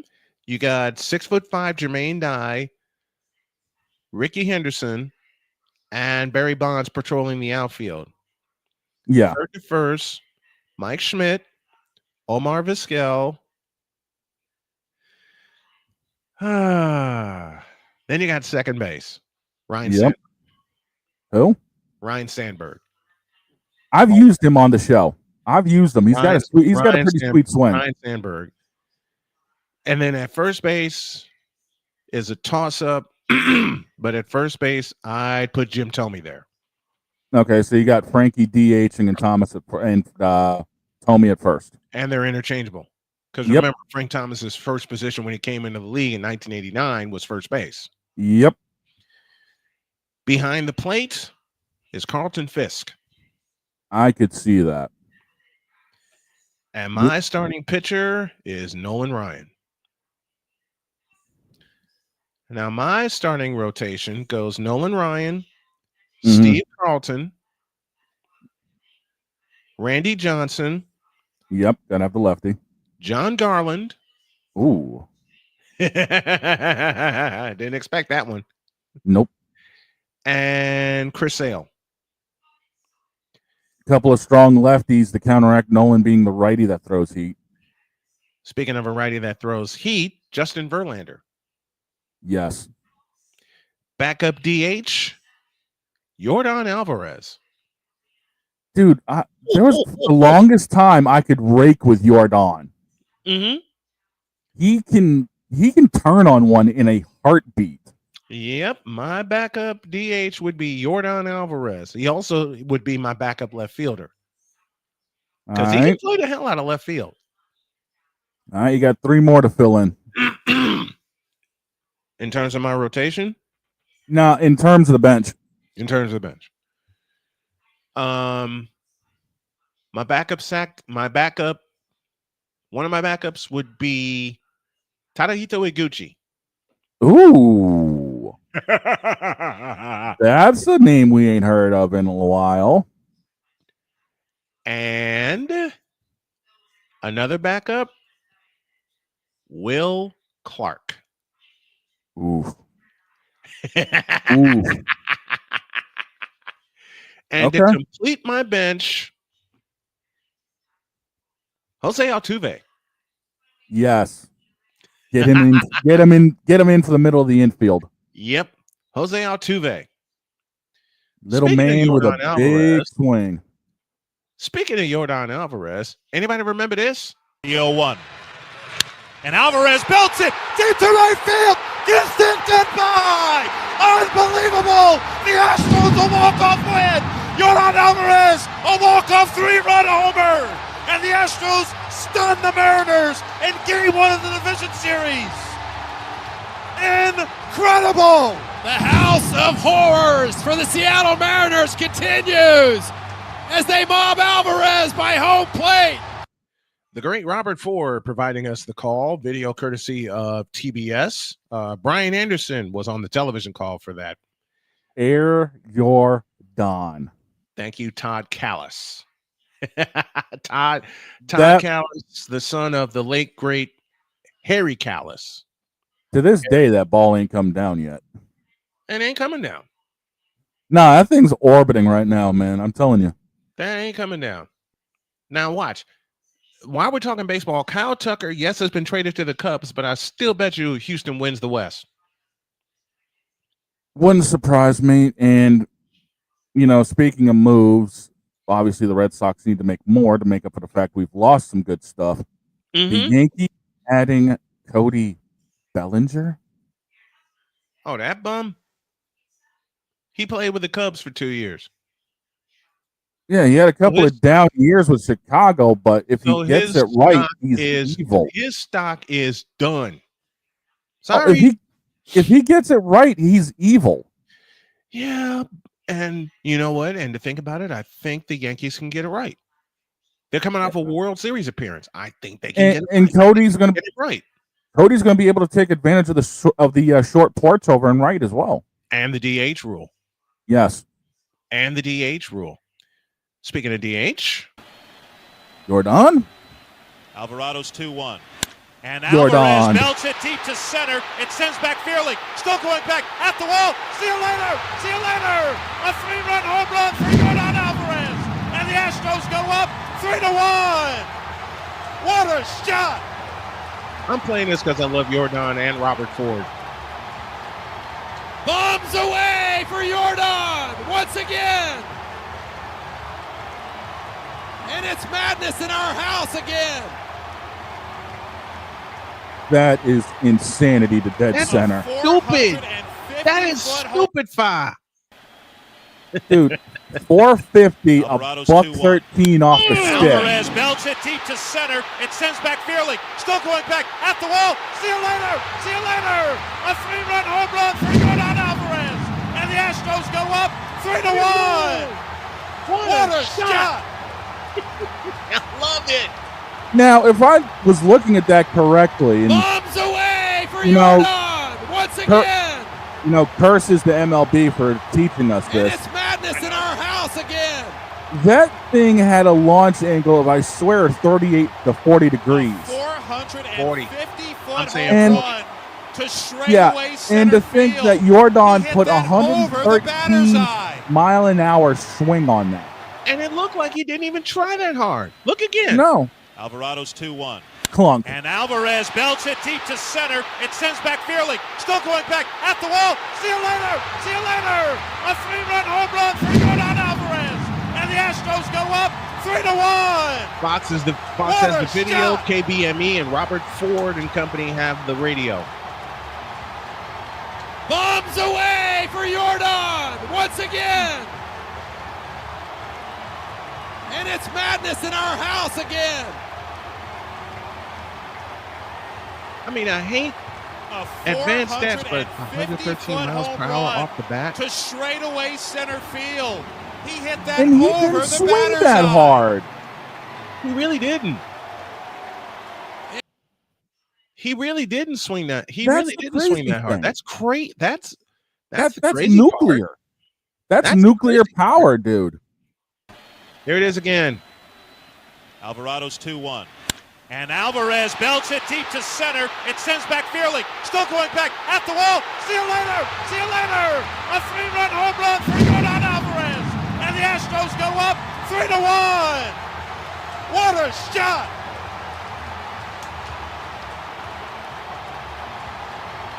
Bombs away for Jordan Needs once Sparks again. on the call also. And it's madness in our house again. A 400. You can't go wrong with that. And No. my backup lefty, Framber Valdez. Yes. Framber I could see Valdez. Speaking of backup lefties, and there's a whole list of them I can think of. Same. One of my other backup lefties, Mark Burley, Ooh. and that changeup. I mean, I gotta agree with Schechter. One of my other ones would have been Johan. Yeah, I can see that with that wicked curveball. Not just that, but him and Pedro had one of the most evil changeups out there. The circle change would just die coming to the plate, and you just couldn't get to it. Mm-hmm. It would fall right off the table. Yep. Here's my other doggone it. You know who else I would kind of have hanging around in the bullpen as a starter? Dwight Gooden. Yes, I could see that. And my closer, it would be a tie. Between? One game, I'll give you Mariano Rivera. One game, I'll give you Trevor Hoffman. Yes. And one game, I'll give you Dan Quisenberry. I could see that. I'll throw you another name that I use from time to time that was evil. Rob Dibble. Rob Dibble. Randy Myers. Lefty. Yes. Randy Myers. Norm Charlton. I'll give you another one. Dennis Eckersley. That sidearm was just disturbing. See, I would have to flip a coin between Dennis Eckersley and Dan Quisenberry because I hated the hell out of Dan Quisenberry because it was game over. Yes. It was game over. You weren't going to get a hit off of Dan Quisenberry. And Eck coming, motion? Eck coming in almost between 3/4 submarine and sidearm was just so wrong, especially when he was throwing that forkball. Now, when I say that I hated Dan Quisenberry, I love the daylight side of Quisenberry. Him and Eckersley, because you never saw consistently that kind of motion, that kind of sidearm motion. No, you didn't. And Tony La Russa did the smartest thing for Eck's career. He turned him into a closer. Yeah, it saved him. Because he was heading right for the DL. He was heading right to Tommy John surgery, and he lessened his innings. Yeah, he threw him into the bullpen. Smartest move ever is when Tony La Russa turned Eckersley into a closer. Yeah, because then Eck could just focus for 15 to 20 pitches, give or take. And give or take. About it. Yeah. Yeah. Same thing with Quisenberry. And I love Quisenberry. See, here's why it's a toss-up for me between Eck and Quisenberry and Mariano Rivera. With Mo, you only got one pitch, but you still couldn't touch it. No, still couldn't touch it.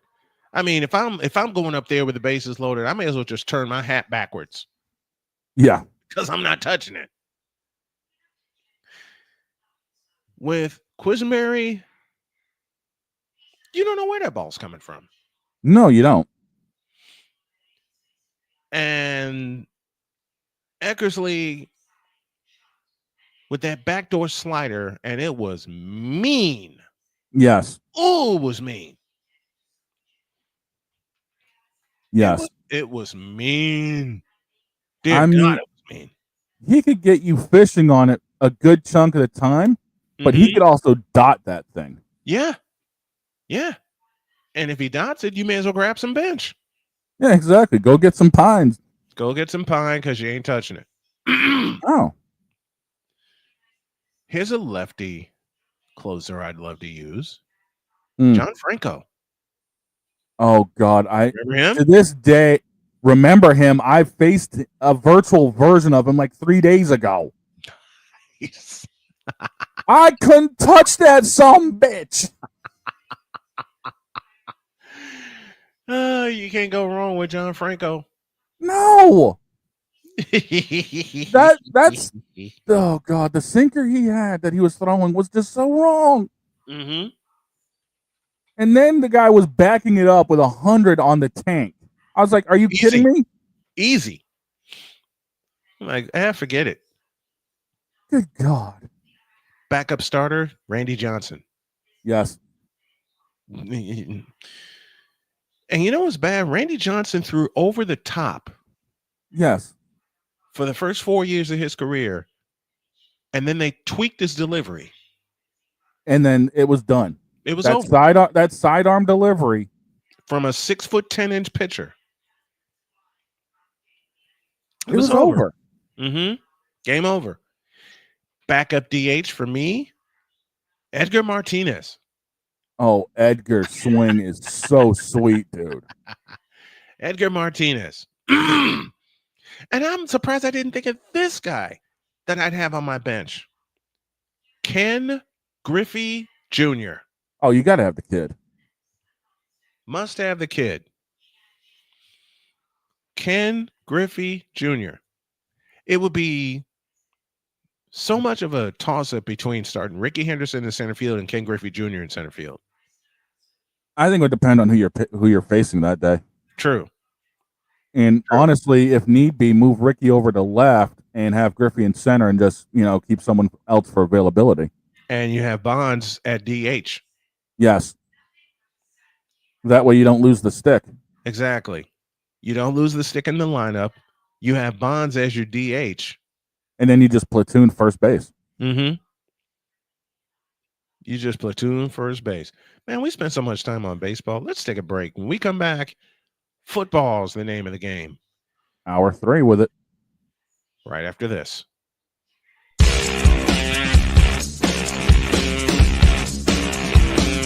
This is Snowman in the Morning.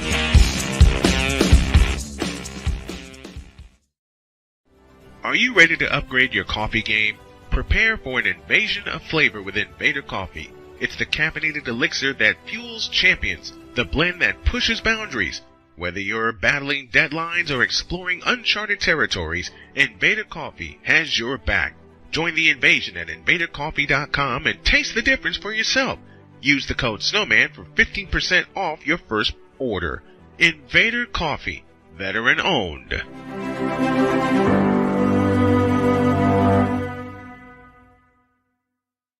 One of the great things about ordering meals from Mother of Macros is that you can do it from the comfort of your own home. Click the national or local delivery link to access the menu, and we'll ship the meals right to your door.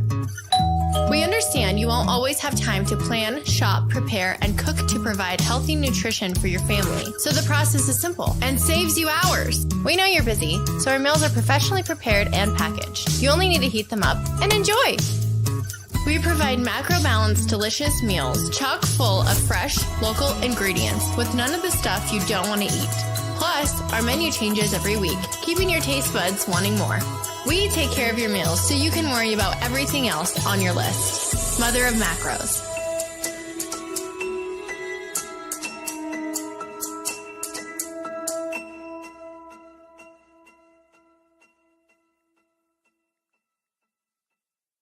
SeatGeek is the ticketing app for fans like the High Five Strangers guy. Game-winning interception. First down. just a nice, solid tackle.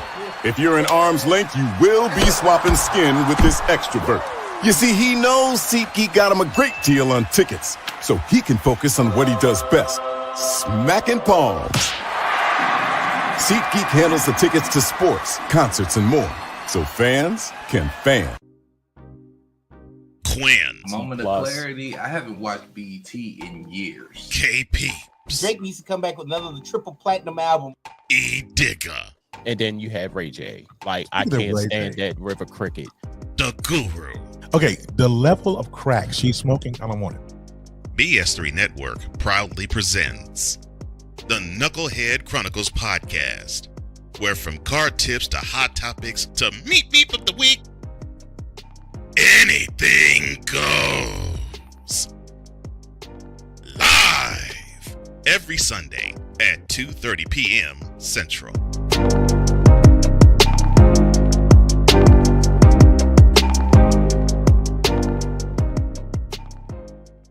During bad weather, driving can become downright dangerous. What's your emergency, please? Trust Battle Vision Storm, the revolutionary glare reduction glasses that turn your sight bright during bad weather at night or during the day. Watch your ordinary vision become extraordinary. Battle Vision Storm uses light optimizing lenses that block blue rays, so you see clearly in heavy rain at night or blinding snow during the day.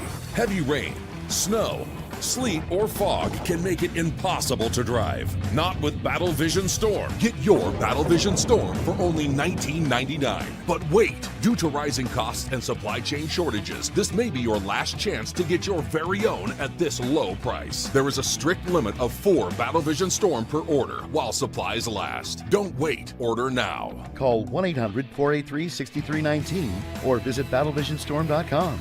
So call 1-800-483-6319 now. Mister?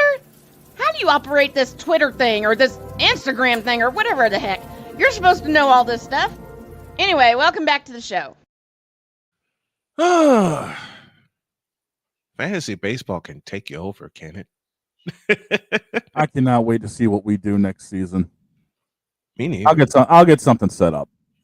Me neither, man. I can't wait. And yes, I'll put all of it in the Discord, so don't worry about it. I'll get something set up. It's gonna be crazy. It is gonna be crazy. Just like this weekend. Tonight we have Indiana and Notre Dame. Oh hell. Oh, that's gonna be nuts, dude. Oh hell. And then we got a triple header tomorrow. Go. Yep. Go. We do. Oh. And that's not counting the fact we got Houston, Kansas City, and Pittsburgh, Baltimore. Oh, Lord. Oh, Lord. Division champions to meet to start the day. Oh, no. Which is the early game? Pittsburgh, Baltimore? No, it's Houston, KC, the early game. Kick time? 1:00. Oh, I'll be knee-deep in Penn State. Yep, it's for college games, it's SMU, Penn State, and Clemson, Texas, and the nightcap is Tennessee, Ohio State. And we all agree Tennessee is going to beat Ohio State down. Yep. We all agree that Tennessee is going to beat Ohio State down. Yeah. I'm ready for next year, man. Oh, yeah. I'm ready for 2025. And speaking of being ready, coming up Monday.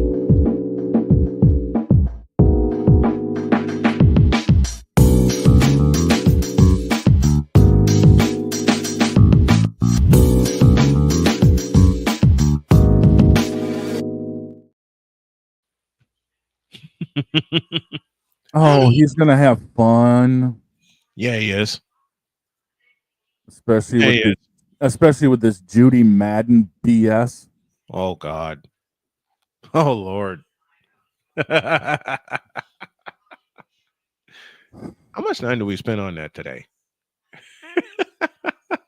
Enough.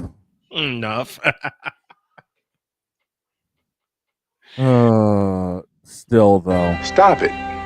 Get some help.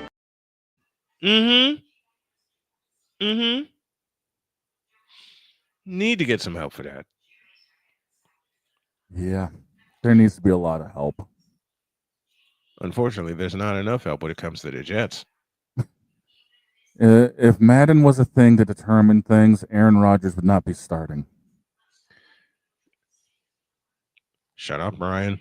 It's too easy. Shut up, Brian. I don't remember asking you a thing. Gee, thanks. English, do you speak it? You have to wonder that sometimes. I know, right? I played that for my wife, and she cracked up laughing. She was a teacher. Oh, I said, sometimes you just got to push the button. Sometimes you just got to say this to people. Besides, stop it. Get some help. Aside of that, aside I'm of getting this, too old for this. And that. Mainly this. Shut up, bitch.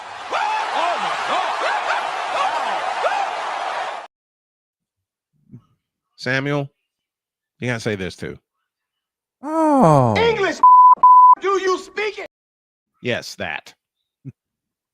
Yes. And then there's a lot of them you have to say this. I don't to. remember asking you a thing.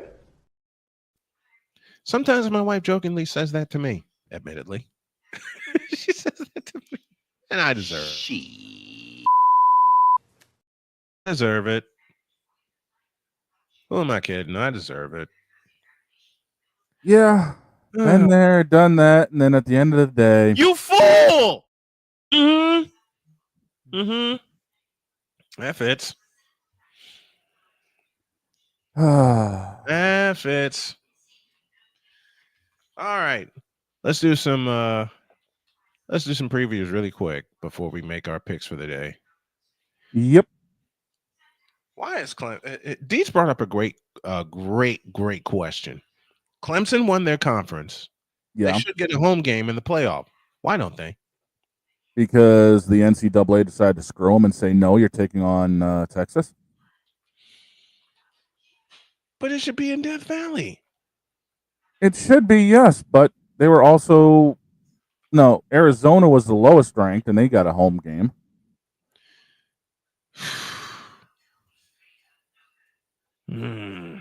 It's the ACC. It's the ACC. It's the redheaded bastard child of the NCAA. And Jay Spivey said as such, not in those words, but he said as such. ACC is awful. That's why they're being forced to play on the road. Exactly. That's why they're being forced to play on the road. Yeah, and it's a shame because if this game was in Clemson, you know how crazy it would get.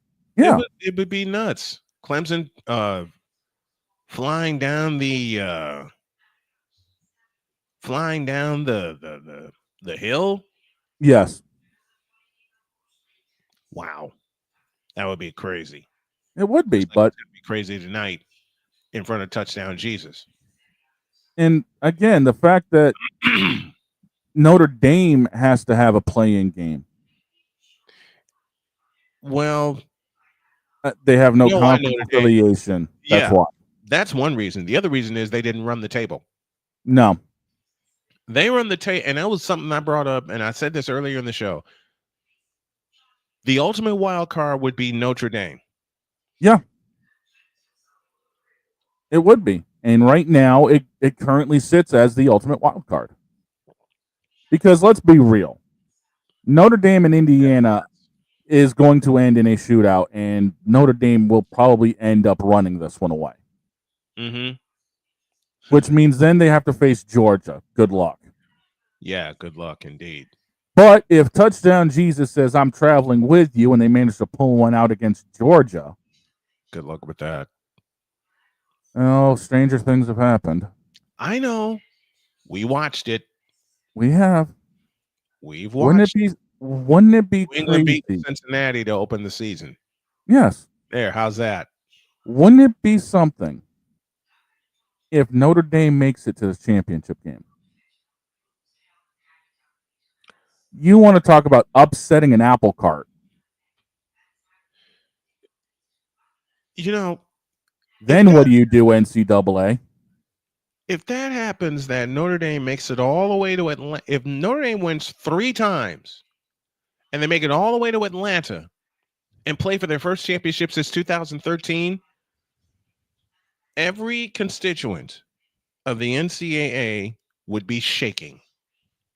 Yes, because there would be the 50-50 chance that a non-conference team wins the whole thing. Then what? Wins the whole damn thing. And like I said, then what? One of the few times I don't have an answer. I couldn't have an. There's no way I could have an answer to that. There's just no way.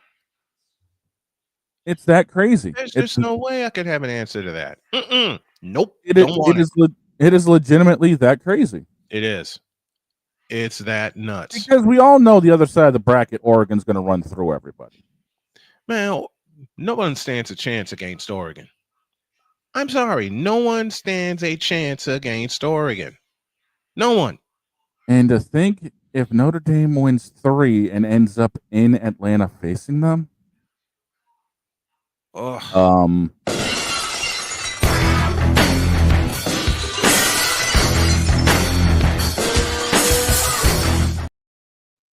2015, anyone?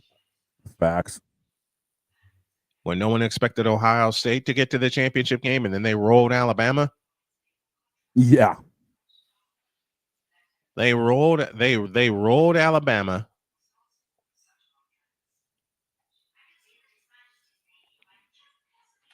It's wild.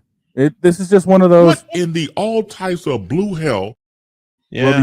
Will the NCAA do if Notre Dame actually pulls the damn thing? That would be scary. Because it ain't no Big 12 winning. It ain't no SEC winning it. It ain't anything else. It's an independent that's got its own TV deal. And will forever have its own TV deal because that's a lifetime deal. That's a lifetime deal. Pulling out all the stops and winning the Natty.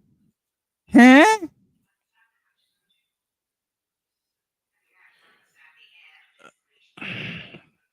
Which would make the NCAA look like this. So I realized that I think even though it's not advertised, right, there has to be a place for stupid people.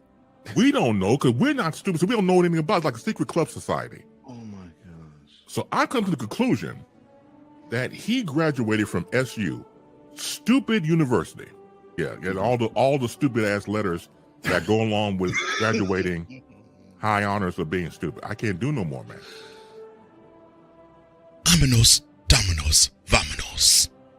Stupid university, where everyone graduates. Magna cum stupid. Stupid. I mean, it's not wrong. No. The NCAA white wigs will end up looking like idiots.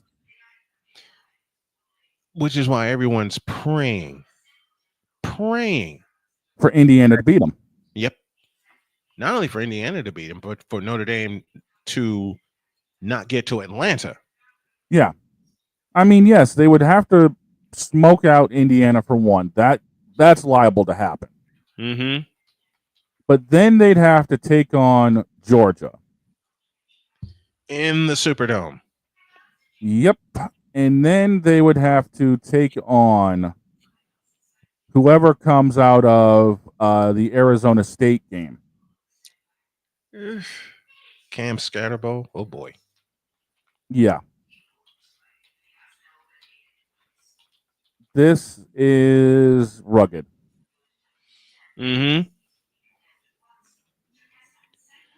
But still, the possibilities are beautiful.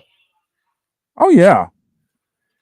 The possibilities of a national championship would be beautiful. Let's go through it before we take our final break. Let's go through it. All right, let me pull up the brackets here. Okay, so again, 10-7 is Indiana Notre Dame. Winner of that. Indiana wins. Say Indiana wins that game. Georgia stomps them. Georgia will stomp them. Stomps a mud hole in their ass. And then they would have to face off against whoever would survive first between SMU and Penn State. Let's say SMU wins that one on the road. They would have to, SMU would have to face Boise. Good luck. Which then would lead to the typical 2-3 Georgia Boise State. You know, what if SMU beats Boise State? Oh, dear God. What if SMU? Oh, God, I can't An believe ACC team smacking Boise State around? I can't believe I'm going to conjure this up. And I don't know if the bracket will dictate it. I'm looking. What if SMU and Notre Dame get to Atlanta? In the semis? No. Would that be a semifinal matchup? That would be a semi. Because the other side of the bracket has Tennessee, Ohio State, winner gets Oregon, and Clemson, Texas, winner gets Arizona State. Oh, jeez. Oh, jeez. Which brings up a scenario Dietz brought up yesterday. Oh, dear God, I can't believe I'm going to say this aloud. What if Clemson goes into Darrell K. Royal Memorial Stadium and pulls the upset against Texas? Do they survive against Arizona? Oh, yikes. The possibilities are endless. Now, we all know Texas and, Tennessee, Ohio State. We've got Tennessee running Ohio State out. Got Tennessee running Ohio State out of there. Because we know if Ohio State somehow makes things happen, Oregon's got an easy road because they beat them earlier in the season. Mm-hmm. So a Tennessee-Oregon matchup would be intriguing. What if Tennessee beats Oregon and then ends up waiting for somebody? My stomach just did a backflip. What if we saw a possibility of a Tennessee-Clemson semi? Tennessee, Clemson, the Battle of Orange? Yes.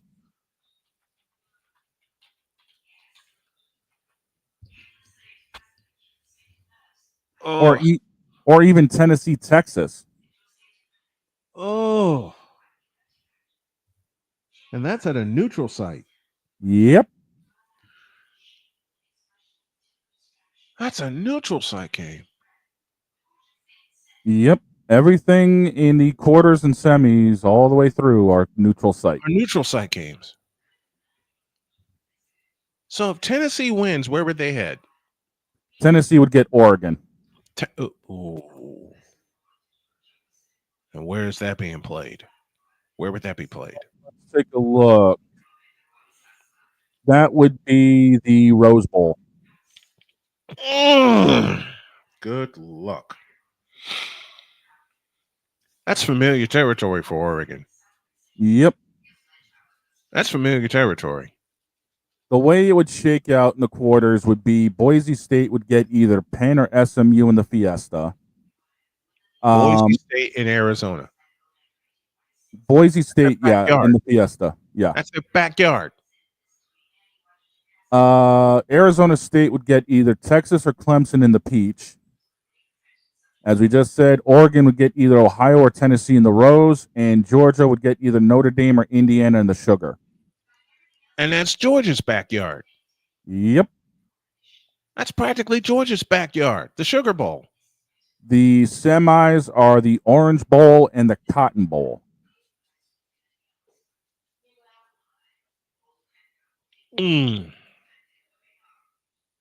Oh, boy. Yeah. Oh, boy. Oh, boy. Oh, boy. That's going to be tough. Yeah, that's going to be tough. What? What? That. Yeah. Jeez Louise. The possibilities are crazy. there would be a lot of. That's Yeah. what that would be. That's exactly what that would be. Yep. Egad. Break, please. When we get back, See. we got some picks to make for the final time this calendar year. Yep. Back in a deuce.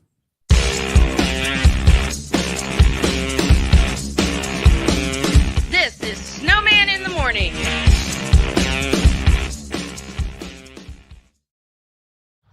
People tell me how lucky my daughter is to have been adopted. But really, we're the lucky ones. Learn more at adoptuskids.org. This planet has been great to me. It's given me gifts that I can't even explain. It's given me adventures and memories I'll never forget. And Battleborn, I think, has given me the opportunity to go beyond and give something back. How can I be a better custodian to this planet and the place I live? That's where I am with Battleborn. Let's make the planet a better place. Whether it's news, the largest egg producer finds bird flu in chickens at a Texas plant, weather, devastating tornadoes rip through the heart of the United States, inspiration, a breast cancer survivor completed the journey of chemotherapy and now begins a future one of matrimony or sports. Michael Jordan is shown on a photo with Diddy. LeBron James has a video extolling the virtues of a Diddy party. This has been yet another beating a dead horse presentation. We got you covered. BS3 Network, in association with Comey Media Incorporated, proudly present The Morning Shift with Cole Johnson. Live every weekday at 8 a.m. Eastern, 7 a.m. Central.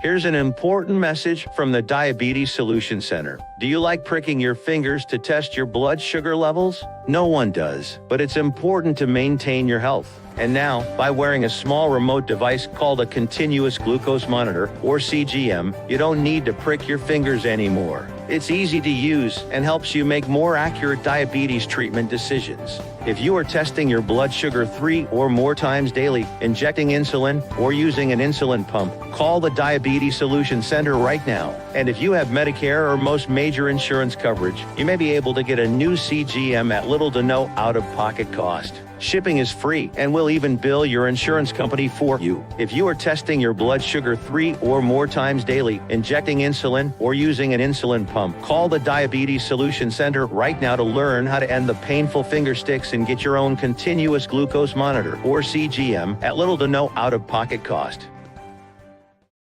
SeatGeek is the ticketing app for fans like Boomstick Lady. No free throw is safe from the roar of her sticks. SeatGeek helps her find a seat in the direct eye line of the shooter so she can sit where her boomsticks make the biggest boom. Everybody okay? SeatGeek handles the tickets to sports, concerts, and more, so fans can fan. Join the transporter to Hades. Your butt and gut becomes one. Join the reformer of hooker whores. This is my daughter, Placenta Booty Johnson. Join the bronze car. Whenever you are in distress, take off your baseball cap and throw it in the air. Join your very own superhero of broadcasting, Chris Bass. So whatever color crayon they get, they palm it and do 2 circles, and that translates to, I can beat up black people. As she takes you through the week's paces in Baseline. Live every Saturday at 8 a.m. Eastern, 7 a.m. Central, Pacific Time Zone people, just stay asleep when this is on live and just catch the recording. Exclusively on the Chris Bass YouTube channel.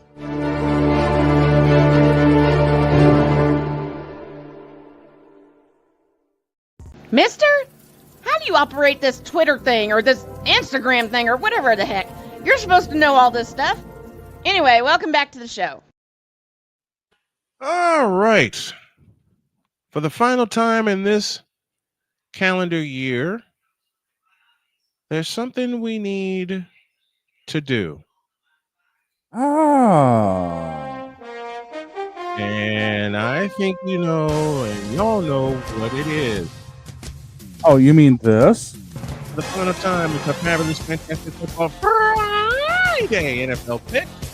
And they're brought to you by BetUS.com. BetUS.com, where the game begins. Let's go. Well, leading things off, Vic has a one-game lead over myself. Coleman, you're 10 games behind me. Droid has been out of commission. Our top guest pickers, Pizzle sitting at 68 and 36. Deb now 47 and 14, and the better half here behind me went 8 and 8 last week. Starting on Saturday, the 1 o'clock slate, it's Houston and Kansas City. KC's up. Chiefs. Don't even need to go through this. KC's 3.5. And the over-under was at 42. 3.5. That's it. Yes. It's gonna be 30. Chiefs. I'm with you on that one. Next on the list for the 4:30, Pittsburgh and Baltimore. Baltimore's favored by 6. Over-under's 44.5. Both of those teams are frauds, but I'm going with Baltimore. For some reason, I just got a stupid feeling. I'm going with Baltimore. Both these teams are frauds, but I'll go with it. I got Baltimore, but they're going to have to run Derrick Henry into the ground to win this game. Yes. The Sunday slate. Oh, dear God, we're kicking it off with this toilet bowl. Cleveland and Cincinnati. No. Cincinnati's favored by...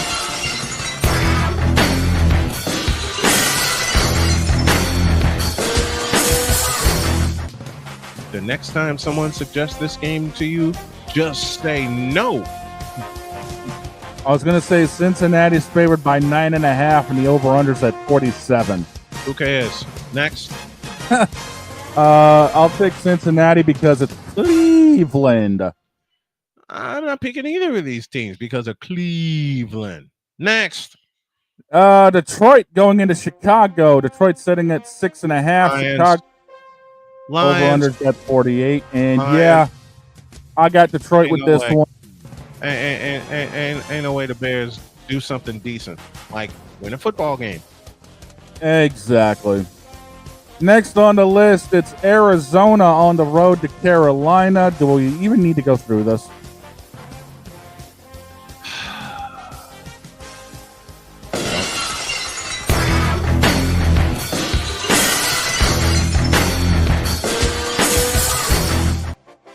Next one. Yeah, I'm just going to take Arizona because it's Carolina. Mm-hmm. Next on the list, it's Philadelphia and Washington. Philly's 3.5 favorites. Over-unders at 45.5. Hail to the Redskins. It'll be close, but I'm going with Jaden Daniels and the Redskins. This is where I'm going to split off. I'm saying Philadelphia, but it's going to take overtime. I think so. Next on the list, it's the Giants taking on Atlanta. Atlanta is, am I reading this right, a 9-point favorite? Michael Penix gets 400 in his debut. I got him for 450. Okay. Next one up. Indianapolis is a 3.5-point favorite at home against Tennessee. The over-under's at 42.5. Should be 30. Tennessee's got nothing. Going with the Colts. And that's our first game of our Sunday doubleheader. Yeah, and I don't feel like making an apology video to Dr. K yet. Mm. The last one on the 1 o'clock slate, it's the Rams 3-point favorites on the road to the Giants. To the Jets.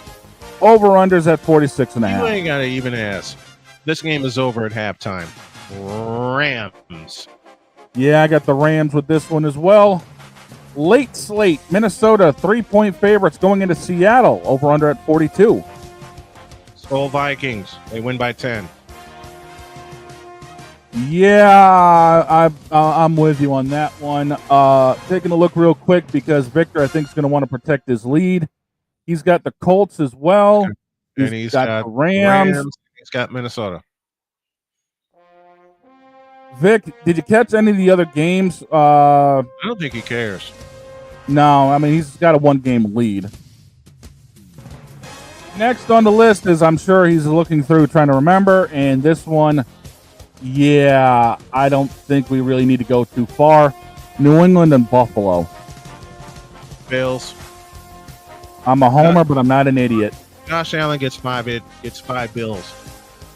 Buffalo's favored by 14. I think it's going to be 21. I think it'll be 28. Next. Vic said he missed the first few. Vic, it was Houston, Kansas City, Pittsburgh, Baltimore, Cincinnati, Cleveland, Detroit, Chicago, Arizona, Carolina. Dude, don't feel bad. I'm not being a homer here. Arizona, Carolina, and Philly, Washington. And then the other one was the Giants in Atlanta.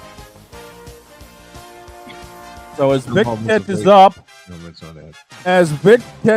on this one, here is a shocker. San Francisco, Miami. There's a reason why I say it's a shocker. The over-under's at 44.5, and it's even odds. I'm a homer. 49ers, and they win by 10. I'm actually a little bit torn on this one. San Fran's beat up, but Tua's had concussions. I still say San Fran because they still got better offense. Yep. Kansas City, Baltimore, Arizona, Detroit, Atlanta, and Cincinnati. And he also picks the 49ers. So it's a sweep for the 49ers. Yeah, as I'm catching up here, let's see. Detroit, we got that. What about Philly, Washington, Vic? I'm saying hail to the Redskins. Yeah. Yeah. As we're still catching up, a couple of games left on this list. Jacksonville, the land of AEW, travels to, the home of the, as Vic sakes, Philadelphia, the home of WrestleMania 41, Las Vegas. Raiders are favored by 1, over under at 40.5. Does it even really matter? No.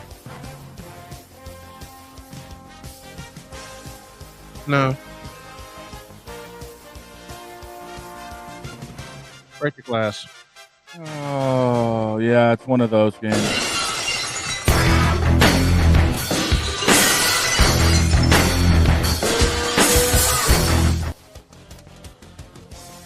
Yeah, it's one of those games. I still take Jacksonville because, lol at the Raiders. Jacksonville, Vic. Jacksonville. Well, I'll laugh at both teams. I want a tie. Yeah, it's AEW versus WrestleMania 41. As Vic catches up, the 8:20 game, and it's probably good that it's going to be busy. Thinking about this one, Tampa Bay 4-point favorites going into Dallas. Do you even have to ask? No. Do you even have to ask? One team's fighting for a playoff spot. The other team is Dallas. Sorry, Vic. Do you even have to ask? No, we really don't. As Vic's thinking about Jacksonville and he's got the Jags for that one. Jaguars. So, Vic, are you going to be a homer, or are you going to just be smart and say, yeah, Tampa Bay sweeping this one? I'll pick for him, Tampa. And the last one? Last one, Monday night. It's New Orleans on the road to Green Bay, who is favored by 2 touchdowns, over under at 42. Green Bay by 40. Yeah, it's New Orleans. Green Bay by 40. Yeah, New Orleans are going to be New Orleans. I got them in this one, and I got a feeling Victor's going to go the same way. Yep. So you may as well mark it down right now. And that's it. Are your... Where'd it go? Oh, I know what you're looking for Those there. Are Week 16 fabulous, fantastic football Friday NFL picks presented by BetUS.com. BetUS.com, where the game begins. Now get me the hell out of here. All the CFP playoff coverage that you're looking for will be on Snowman Sportsnet. And it begins tonight with the Indiana Hoosiers taking on the Notre Dame Fighting Irish in front of Touchdown Jesus at 7:30. Tomorrow we get started at 11 with SMU and Penn State. Kickoff noon. Clemson and Texas pregame 3. And then we have Tennessee and Ohio State. 7 o'clock is the pregame. 8 o'clock is the kickoff. Follow along on the new channel, youtube.com/Snowman Sportsnet. Vic actually took Dallas. Why? He's being a homer. Victor, what the hell are you thinking? Of course, we tease as we do that. We're getting out of here. Hope you all enjoyed this year as we continue season 11. And next September, season 12, and we're grinding toward it. We're grinding toward it right now. Danny Fuller is with us from California. He says he wants a tie, 2 terrible teams in complete anarchy. That would be the Jets. And beginning January 6th, we're going to be up to 4 hours. That's the expansion I was talking about. Oh, boy. Oh, for God's sake. Oh. All right. I We got a few minutes. We would be here, and here is the painkiller, CJ D. Simone. Now, I told CJ to be nice briefly before we get the heck out of here. CJ, give me a couple sentences on your team's performances, and I purposely look at the look on his face. Just remember, we are actually on some TV networks. Listen, he and I both love Joe Beningo, and I cracked him up the first time I ever did an impression. So to do it here, don't tell me Buffalo's beating New England. Don't tell me that the Jaguars are going to beat the Baltimore Ravens, and don't tell me the Jets are going to beat the Dolphins. Why would I think that? Why would you think that, Joe? Come on now. This is the New York Jets we're talking about.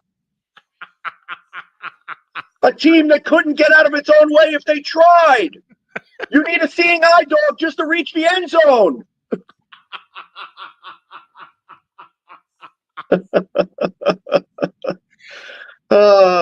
And that's, I'm gonna have a longer interview with this man, and y'all will see it. Y'all will see it soon. And folks, there are gonna be some extra words in there. We're gonna close up shop. We're gonna close up shop now. You'll see CJ the painkiller and the pain he has to go through being a Jets fan. And I'll tell you one quick story. When the Jets hosted San Francisco 4 years ago, and the Niners lost all those players, I will never forget CJ saying the Niners got injured to hell and back, and they still beat us. I think at that point, I swear that the Jets were playing the 49ers taxi squad, and I just think that, for whatever reason, the real New York Jets just forgot to show up that game, and it's just a never-ending cycle of pain, frustration, and misery for Gangrene and their beloved fan base, which they're lucky they still have one. This is true. This is true. And considering what you read with The Athletic about what Woody Johnson did to Nick Sedil, you get the final thought of the day. I think I'm going to save what I really want to say for the taped version when you and I actually sit down. I'm going to throw out a little bit of a tease because I just don't think that the time that we have right now is enough for me to really fully go into exactly how I feel about it. So there's a tease for your audience to definitely tune in to the taped interview between yourself and myself, because it's definitely going to be a barn burner. It is. And I can't wait. Have a great weekend. God bless. Remember to make your next move your best move. And always remember, if your dreams don't scare you, they're simply not big enough. CJ is proving it. Dog is proving it. My crew is proving it. And so am I. Folks, have a very Merry Christmas. And we will see y'all on the other side of the year. So long, everybody.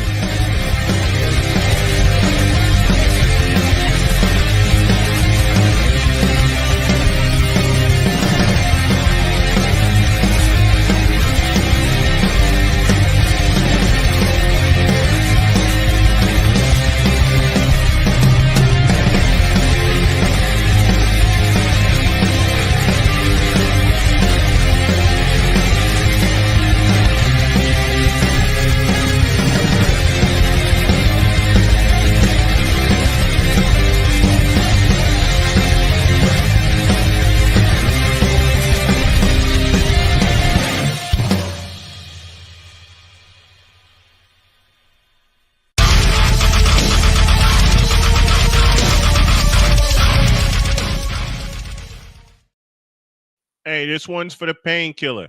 And then there's the Jets. What a disgrace. Bye.